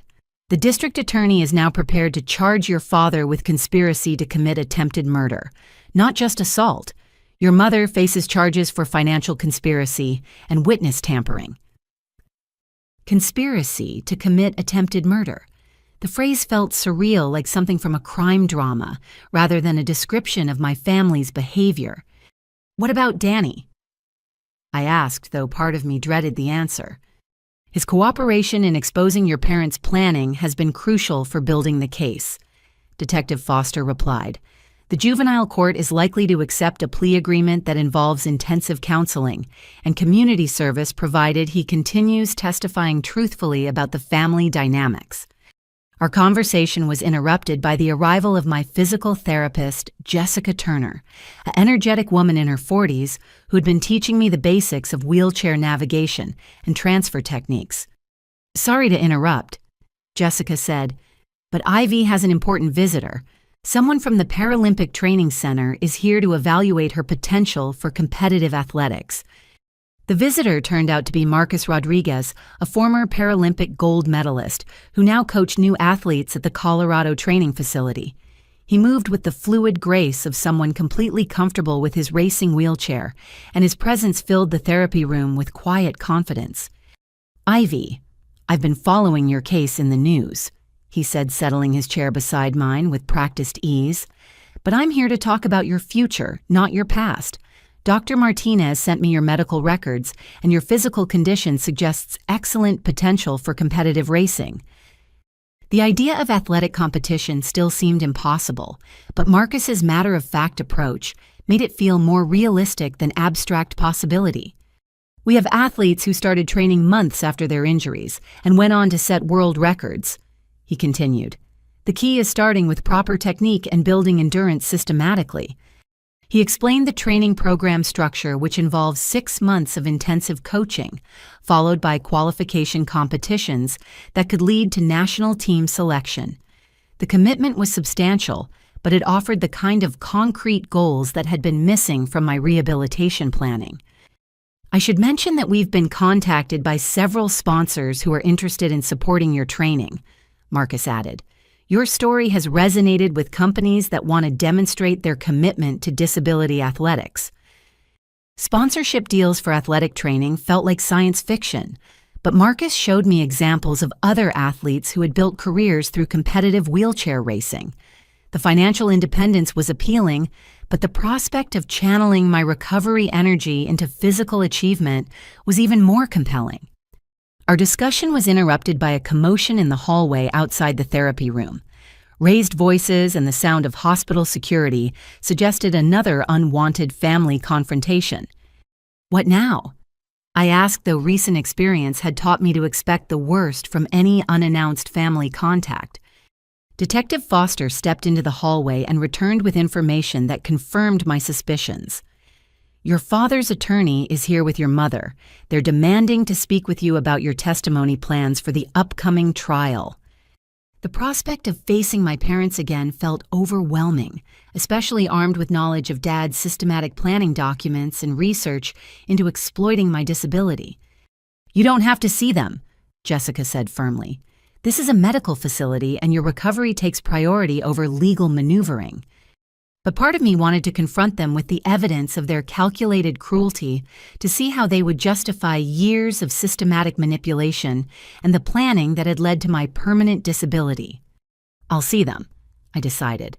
But I want Detective Foster present and I want everything recorded. Emma arrived as we were setting up the meeting, having been called by Jessica when the situation developed. She positioned herself beside my wheelchair with the protective stance that had characterized her friendship throughout this ordeal. When my parents entered the therapy room, they looked like actors playing roles they'd rehearsed extensively. Mom wore a conservative dress that suggested respectability, while Dad had traded his usual casual clothes for a suit that made him look like a defendant rather than a father. Ivy, sweetheart. Mom began using the false endearment that had become her standard greeting since the accident. We need to talk about these terrible misunderstandings that are tearing our family apart. There are no misunderstandings, I replied, surprised by the steadiness of my own voice. The police have evidence of Dad's planning documents and your systematic theft from my trust fund. Dad's response revealed the same arrogance that had characterized his parenting throughout my childhood. Those documents have been taken completely out of context by people who don't understand family dynamics. Everything we did was intended to help you develop character and independence. The casual reframing of systematic abuse as character development was so audacious that it left me momentarily speechless. You researched spinal injuries 2 weeks before the birthday party, I said, watching his face for any sign of genuine remorse. You planned for me to be paralyzed and researched how to control my disability benefits. Mom stepped forward with tears that seemed calculated rather than genuine. Honey, you're misunderstanding what those papers mean. Your father was just being cautious about potential accidents, not planning anything harmful. The attempt to gaslight me into questioning documented evidence might have worked on the insecure daughter I'd been, but it had no effect on the woman I was becoming. Get out, I said quietly. Ivy, please listen to reason. Dad insisted, his voice taking on the commanding tone that had intimidated me throughout childhood. We're your parents, and we love you. Don't let strangers turn you against your own family. I said, get out. I shouted loud enough to bring hospital security running. As they were escorted from the building, Mom turned back with one final manipulation attempt. We're trying to protect you from making decisions you'll regret for the rest of your life. Don't destroy your brother's future out of anger. The words echoed in the therapy room after they left, but they carried no emotional weight. The parents who had shaped my childhood through fear and manipulation had no power over the woman I was becoming. Marcus Rodriguez, who had witnessed the entire confrontation, leaned forward with professional interest. That kind of psychological strength will serve you well in competitive athletics, he observed. Champions are made from people who refuse to be defeated by circumstances beyond their control. As I prepared for the physical therapy session that would continue building my new life, I realized that my parents' visit had accomplished something they hadn't intended. It had shown me exactly how far I'd come from the scared, guilty daughter who had driven to a birthday party, hoping to avoid family conflict. The woman who had just ordered her abusers to leave would never again accept minimization of her pain or manipulation of her loyalty. She was ready to face whatever consequences came from demanding justice, regardless of how it affected the people who had never protected her. The courtroom felt smaller than I'd expected when I wheeled through its doors on the first day of testimony 3 months after the accident. Media attention had transformed what should have been a family matter into a public examination of parental abuse and disability rights, with cameras capturing every moment of what would become a landmark case in Arizona legal history. District Attorney Catherine Brooks had prepared me extensively for what to expect, but nothing could have fully readied me for seeing my parents sitting at the defendant's table flanked by attorneys and wearing expressions that mixed defiance with barely concealed panic. The prosecution's opening statement laid out the evidence with devastating precision. 3 months of investigation had uncovered a paper trail of systematic abuse that extended far beyond the trampoline incident, revealing years of calculated cruelty disguised as family discipline. Ladies and gentlemen of the jury, D.A. Brooks began, "This case is about parents who spent years teaching their son to view violence against his sister as entertainment, who stole hundreds of thousands of dollars intended for her security, and who planned for her to be seriously injured while researching how to exploit her resulting disability."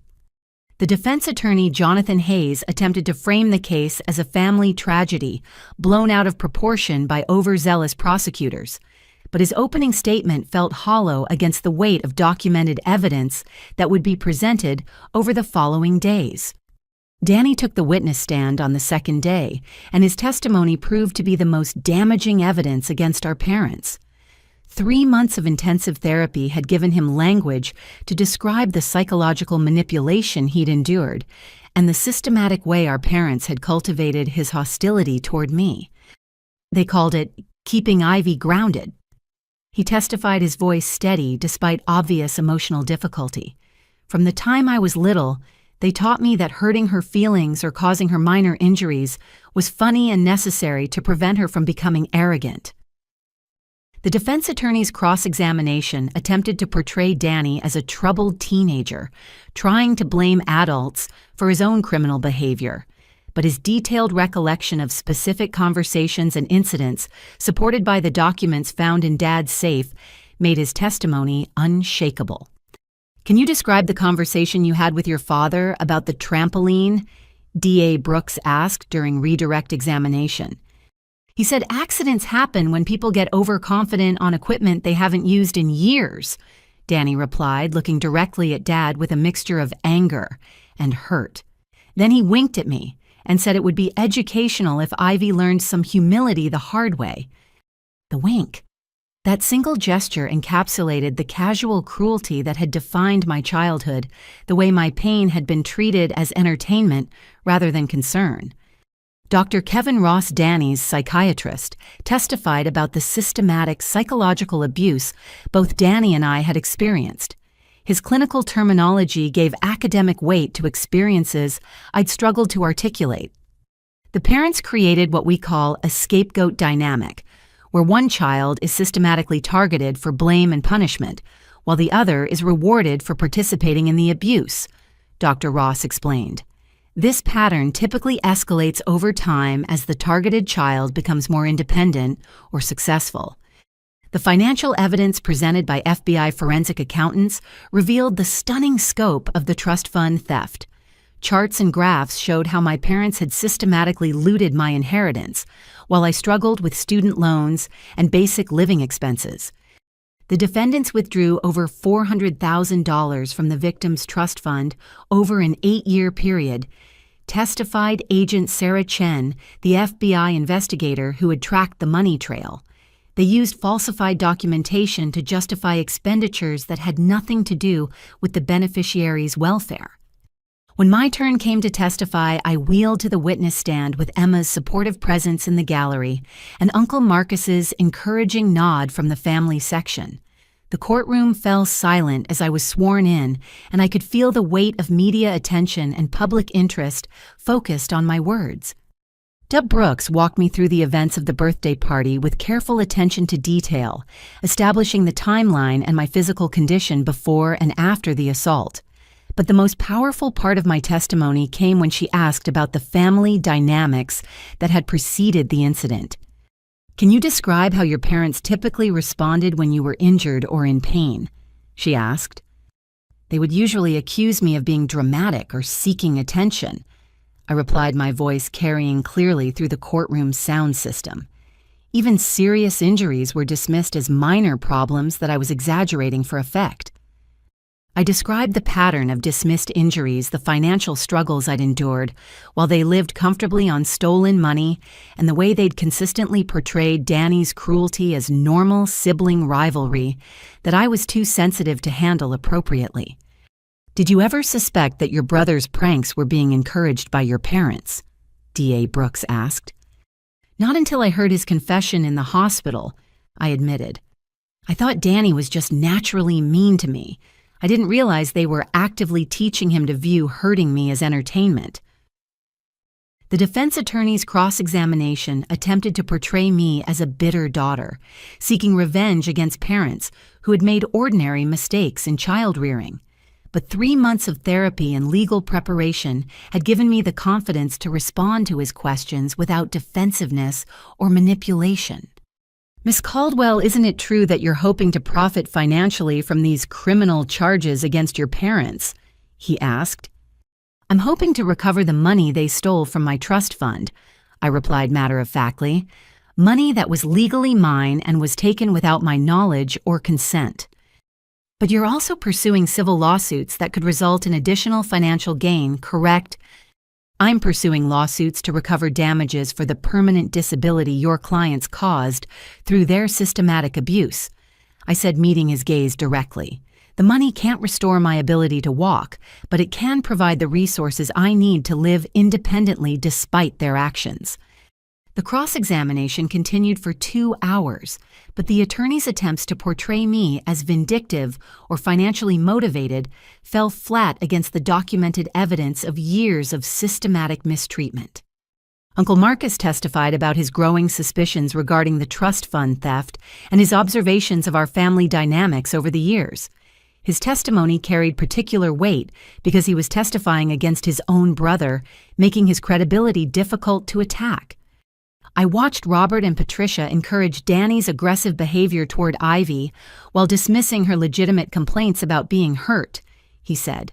It became clear that they were using Danny as a weapon against his sister, teaching him that her pain was entertaining.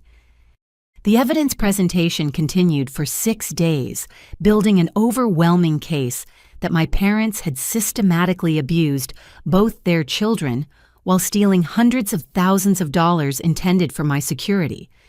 When the jury retired to deliberate, D.A. Brooks expressed confidence that the evidence supported conviction on all charges, but I found myself focused less on the legal outcome than on the public acknowledgement that what had happened to me was criminal rather than normal family dysfunction.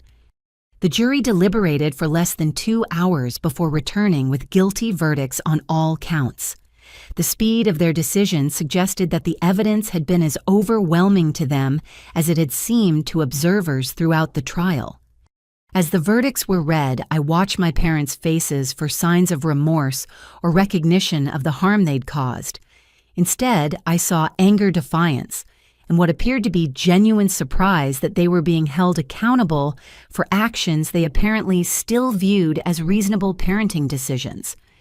The conviction felt like validation of everything I'd experienced, but had been taught to minimize or dismiss. For the first time in my life, an official authority had confirmed that my pain had been real, my treatment had been wrong, and the people responsible would face genuine consequences. As we left the courthouse surrounded by media attention and public support, I realized that the scared daughter who had worried about ruining birthday parties was truly gone. Forever. In her place was a woman who had faced her abusers in open court and refused to minimize their crimes for the sake of family harmony.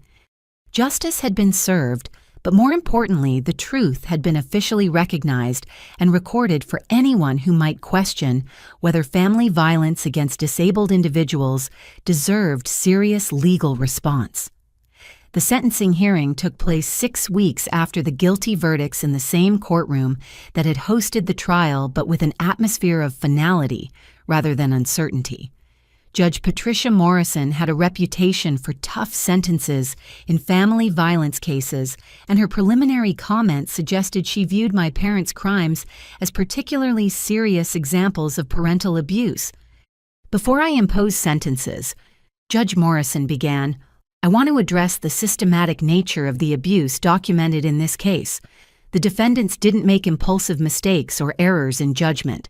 They planned and executed a campaign of psychological, physical, and financial abuse against their own daughter that culminated in deliberate permanent disability. The courtroom was packed with disability rights advocates, family abuse survivors, and media representatives who had followed the case throughout the trial. Sarah Mitchell from the Disability Rights Alliance sat in the front row, having become both a professional colleague and personal friend during my advocacy work over the past few months. Dad was called forward first to receive his sentence. He approached the bench with his attorney wearing the same defiant expression that had characterized his demeanor throughout the trial.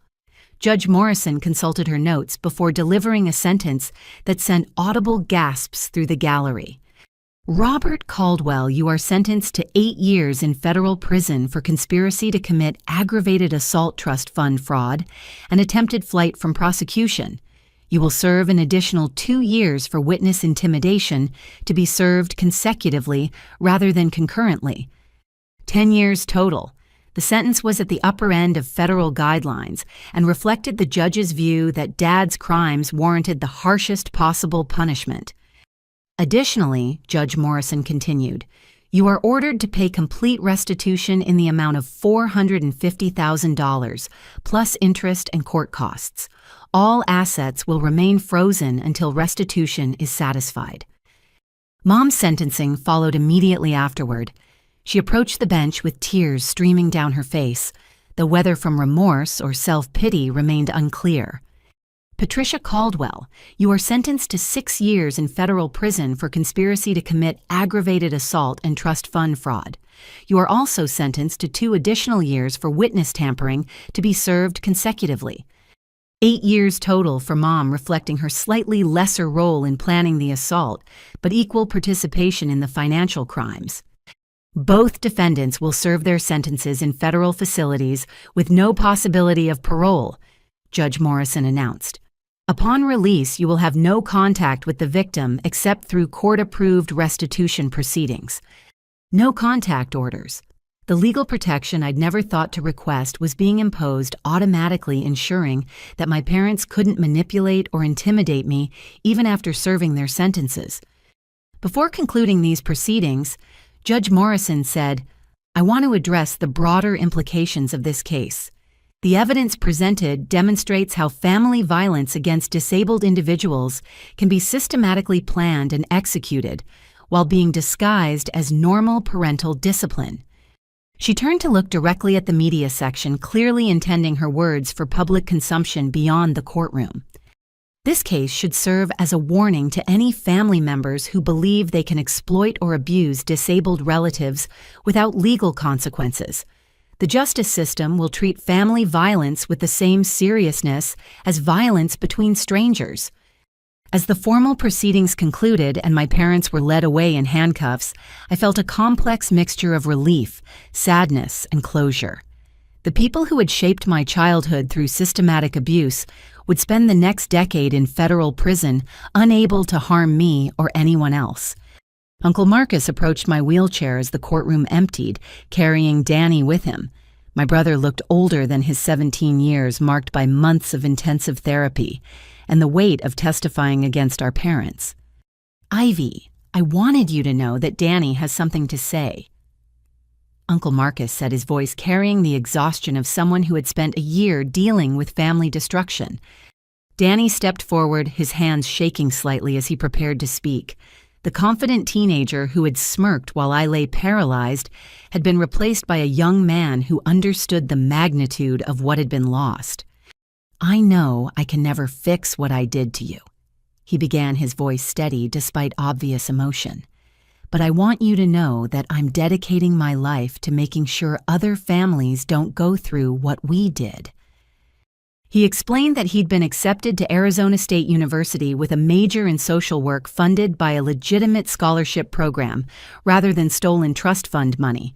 His career goal was to work with families affected by abuse, using his experience to identify and interrupt patterns of systematic mistreatment.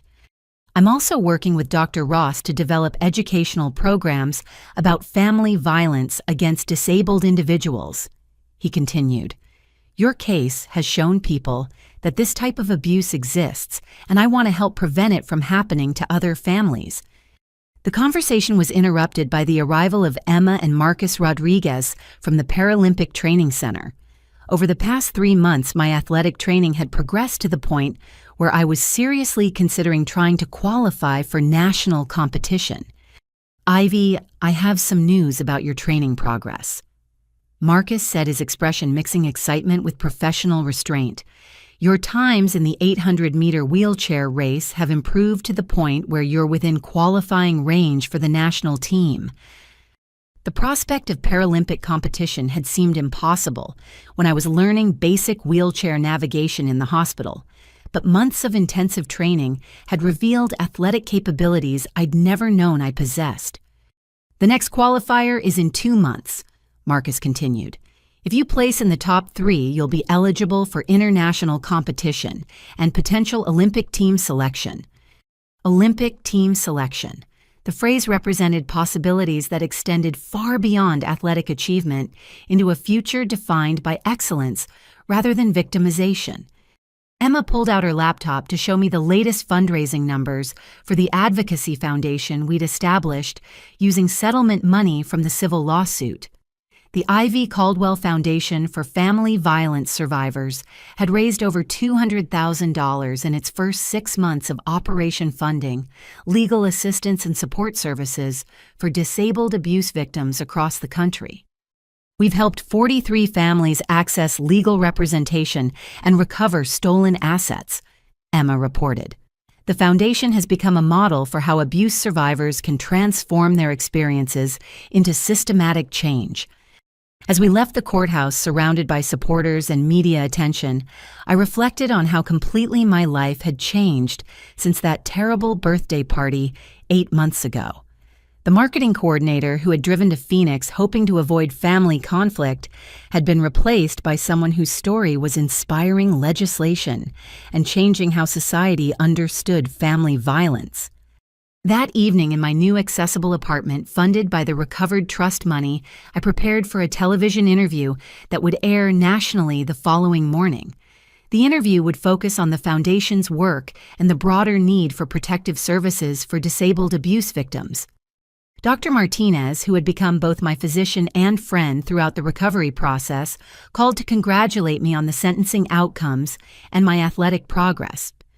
"Ivy, I want you to know how proud I am of everything you've accomplished," she said. "When you arrived in my emergency department, I saw a frightened young woman whose family had failed her completely. Now you're someone who's creating systematic change to protect other people from similar experiences." The conversation reminded me of Father Miguel's observation months ago that transformation often emerges from tragedy when people refuse to be defined by their worst experiences. As I prepared for bed in my new life surrounded by Paralympic training equipment and foundation materials that represented meaningful work, I realized that my parents' attempt to destroy me had inadvertently created someone stronger than they could have imagined. The woman who would compete for Paralympic medals and advocate for legislative change bore little resemblance to the daughter who had spent years apologizing for taking up space. She was someone who had transformed victimization into victory, not through denial or forgiveness, but through the pursuit of justice and the determination to ensure other families couldn't inflict similar harm. For the first time since lying motionless on that concrete patio, I felt genuinely grateful for the journey that had brought me to this point. The future stretched ahead, filled with possibilities that would have been impossible if my family had succeeded in keeping me small, dependent, and afraid. 6 months after the sentencing, my life had transformed in ways I could never have imagined during those first terrifying days in the hospital. The Paralympic training facility in Colorado had become my second home, and my wheelchair racing times had improved to the point where Olympic qualification was no longer a distant dream, but an achievable goal within the next year. The morning routine that had once involved struggling to afford basic necessities now included sponsored training sessions, media interviews about disability rights, and foundation work that was changing legislation across multiple states. The financial security provided by the Recovered Trust Fund and civil lawsuit settlements had given me something I'd never possessed: the freedom to pursue meaningful work without worrying about basic survival. Emma had become my full-time foundation coordinator, managing the administrative details that allowed me to focus on direct advocacy and athletic training. Our friendship had evolved into a working partnership that felt both professional and deeply personal, built on shared commitment to transforming my traumatic experience into systematic change. The California legislature passed the Family Violence Protection Act yesterday. Emma announced as she arrived at my training session with coffee and news updates that had become our morning ritual. That's the 5th state to adopt legislation based on your case. The Family Violence Protection Act was designed specifically to address gaps in how legal systems handle abuse cases involving disabled family members. It required mandatory reporting of suspicious injuries, created specialized courts for family violence cases, and established funding for advocacy services that had previously been unavailable. More importantly, Emma continued, the Federal Department of Justice is citing your case in their new guidelines for prosecuting family violence crimes. Your story is literally changing how the entire justice system approaches these situations. The impact felt surreal, considering that a year ago I'd been focused on managing small business marketing campaigns and avoiding family drama. Now my experience was influencing federal policy and protecting people I would never meet. Marcus Rodriguez arrived as I was finishing my warm-up routine, carrying timing equipment and wearing the focused expression that preceded serious training sessions. My 800-meter times had improved to within seconds of Paralympic qualifying standards, and we were targeting a major competition in Denver, where Olympic team scouts would be present. Today we're working on your final sprint technique. Marcus announced, setting up the timing equipment around the track. Your endurance and pace management are solid, but the last 100 meters will determine whether you make the national team. The training session pushed me to physical limits I'd discovered only through months of systematic conditioning. The woman who had once struggled to transfer from bed to wheelchair was now capable of sustaining speeds that would have seemed impossible during early rehabilitation. As I cooled down from the workout, my phone rang with a call from Dr. Martinez, who had continued monitoring my medical progress throughout the athletic training process. Her voice carried excitement that was unusual for our typically clinical check-ins. Ivy, I just received a call from the International Paralympic Committee, she said. They want to feature your story in a documentary about athlete recovery from traumatic injuries. It would involve filming your training and competition preparation over the next 6 months. A Paralympic documentary represented exposure that could amplify the Foundation's work, exponentially bringing family violence issues to international audiences who might never otherwise encounter disability rights advocacy.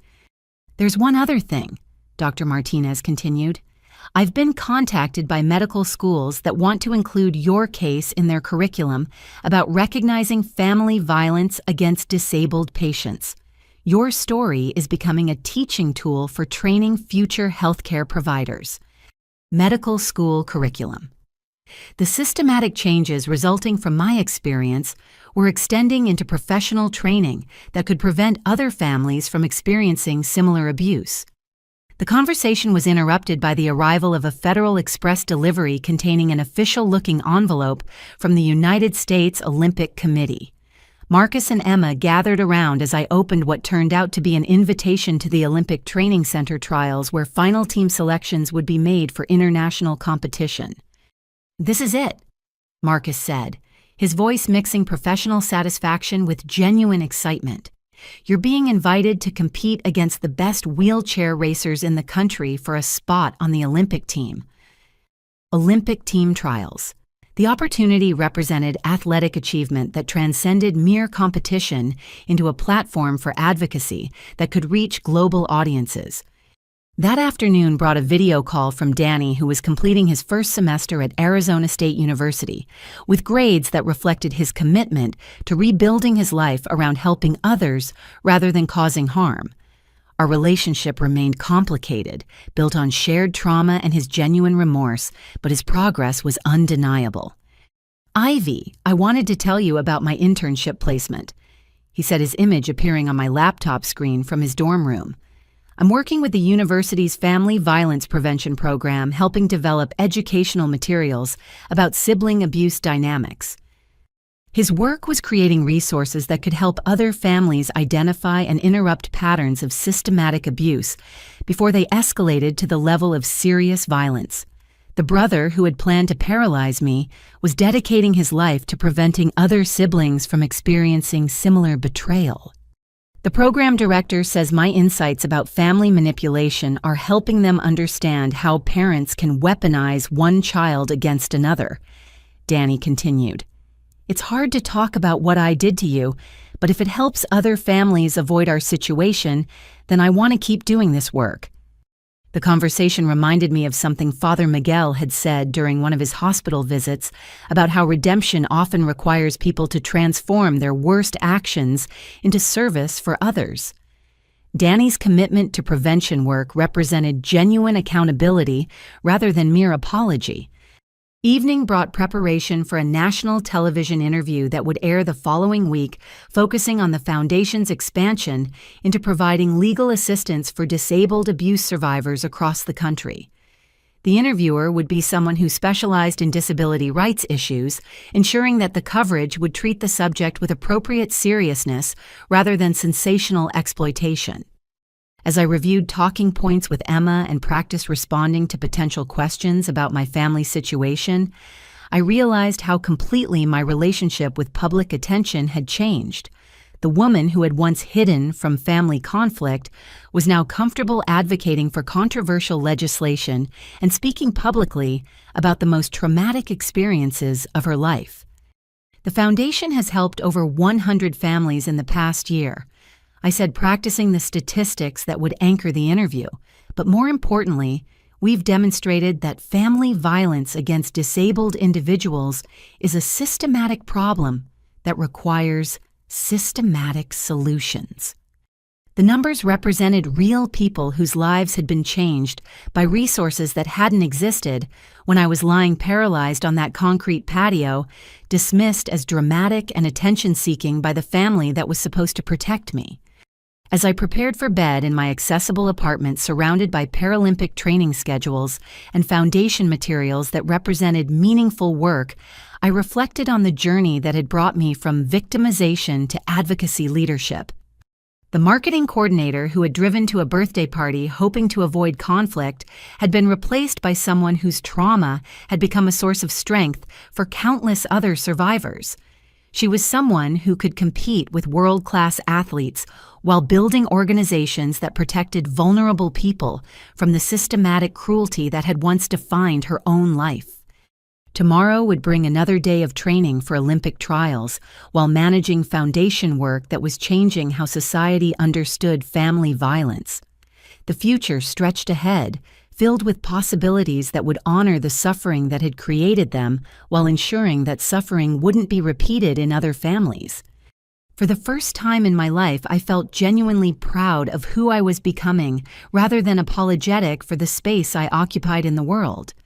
2 years after lying motionless on that concrete patio, I found myself standing at a podium in my racing wheelchair, addressing a packed auditorium at Danny's high school graduation. The journey that had begun with family betrayal and systematic abuse had evolved into something I could never have imagined, a life defined by purpose achievement and the knowledge that my suffering had created protection for countless other families. The invitation to speak at the graduation had come from Danny himself, who was graduating as valedictorian with a full scholarship to pursue graduate studies in family counseling. The brother who had once planned my destruction was now recognized as a student leader in violence prevention education. When I was your age, I began my voice carrying clearly through the sound system to an audience of teenagers and families. I believed that family loyalty meant accepting abuse and protecting people who caused harm. I thought speaking up about mistreatment was selfish, and I spent years apologizing for pain that wasn't my fault. The audience included Uncle Marcus, who had adopted Danny officially and provided the stable family environment that had allowed his transformation. It also included Emma wearing the engagement ring that represented our relationship's evolution, from friendship into a partnership built on shared advocacy work and mutual respect. But I learned something important over the past 2 years. I continued. Real love doesn't require you to accept harm. Real family protects and supports rather than exploits and manipulates. And real strength comes from refusing to let other people's cruelty define your future. In the front row sat Dr. Martinez and Father Miguel, medical and spiritual advisors who had become lifelong friends through their roles in my recovery. Behind them were representatives from the Disability Rights Alliance and Paralympic Committee colleagues who had helped transform my experience into systematic change. Your generation has the power to break cycles of abuse that have existed for decades, I said, looking directly at the graduates who would soon enter college and careers. You can choose to treat family conflict as an opportunity for growth rather than an excuse for cruelty.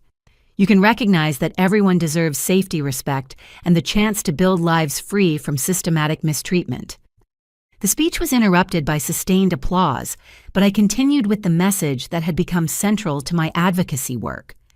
Some of you may be experiencing family situations that feel normal but cause you pain you're told to ignore. I said, my voice softening with empathy. I want you to know that your pain matters, your safety matters, and there are people trained to help you find resources and protection.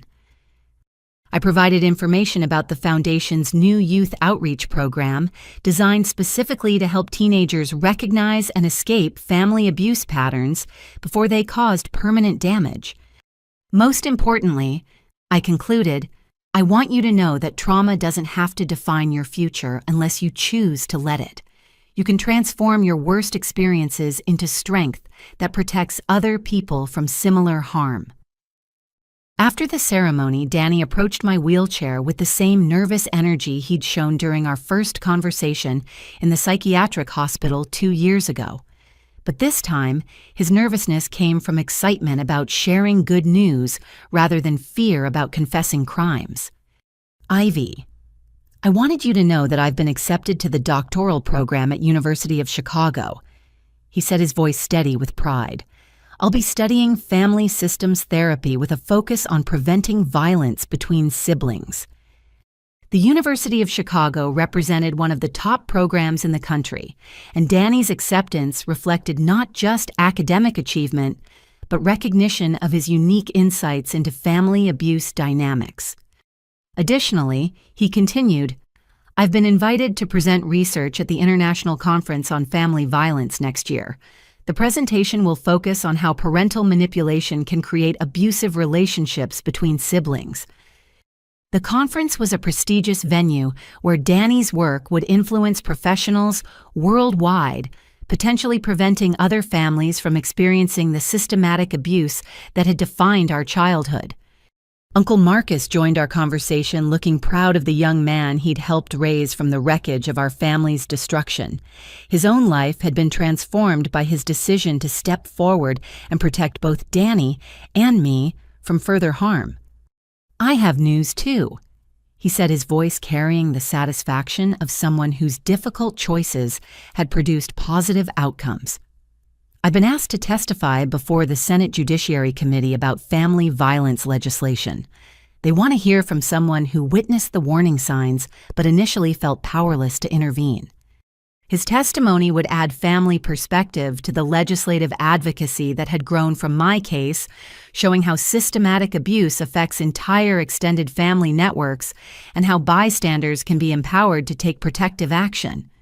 Emma appeared with news about the Foundation's latest achievements, carrying a tablet displaying statistics that represented real lives changed through our advocacy work. We've helped over 500 families access legal representation and recover stolen assets, she announced. But more importantly, the legislation based on your case has been adopted in 12 states and is being considered at the federal level. 500 families represented thousands of individual people whose lives had been protected or improved through resources that hadn't existed when I was lying paralyzed and dismissed as dramatic. There's more. Emma continued pulling up a news article on her tablet. The Paralympic Committee has confirmed your selection for the national team. You'll be competing in the World Championships next month with potential Olympic qualification. World Championships, the athletic achievement that had seemed impossible during early rehabilitation, was now confirmed reality, representing excellence that transcended victimization into genuine accomplishment. As the graduation reception continued around us, I found myself reflecting on the complete transformation of my relationship with family success and public attention. The woman who had once apologized for taking up space was now comfortable commanding attention for causes larger than her personal experience. Dr. Kevin Ross, Danny's psychiatrist, approached our group with professional satisfaction evident in his expression. His work with Danny had become a model for treating adolescent perpetrators of family violence, demonstrating that even serious offenders could be rehabilitated when abuse patterns were properly understood and interrupted. Danny's transformation has been remarkable, Dr. Ross said, addressing the group, but I want to emphasize that his success is directly related to the accountability structure that Ivy's courage created. Without consequences and truth-telling, rehabilitation would have been impossible. The reminder that justice and healing were interconnected rather than opposed had become central to my advocacy message. Real forgiveness required genuine accountability, and lasting change demanded honest confrontation with harmful behaviors. As the afternoon drew to a close, I wheeled to a quiet corner of the reception hall where I could process the surreal nature of speaking at my former tormentor's graduation as an honored guest and advocate, rather than a victim seeking family approval. Father Miguel joined me in the quiet space, carrying the gentle presence that had provided comfort during the darkest moments of my recovery. "How does it feel to see how far both you and Danny have come?" he asked. "Complicated," I admitted. "I'm proud of who we've both become, but I can't forget the journey that brought us here. Sometimes I wonder what our relationship might have been like if our parents had taught us to support rather than hurt each other." Perhaps, Father Miguel said thoughtfully, but that alternative history might not have created the advocates you've both become. Your trauma was real and shouldn't have happened, but the strength you've built from it is protecting people who might otherwise suffer in silence. The perspective offered comfort without minimizing the genuine loss that family abuse had created. Both Danny and I had been forced to rebuild our personalities and relationships from the ground up, a process that was empowering but also represented profound grief for the childhood bond that had been systematically destroyed.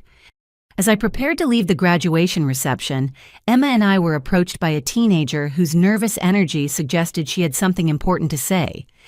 "Miss Caldwell, I wanted to thank you," the girl said, her voice trembling with emotion. "I heard your speech, and it helped me realize that what's happening in my family isn't normal. I'm going to call the number you gave for the foundation." The interaction reminded me that advocacy work created ripple effects that extended far beyond statistics and legislation into individual moments of recognition and courage. As we drove back to Colorado Springs, where I would continue training for World Championship competition, I reflected on the complete transformation of my life's trajectory over the past 2 years. The marketing coordinator who had driven to a birthday party worrying about gas money had been replaced by someone whose athletic achievements and advocacy work were changing how society understood family violence against disabled individuals.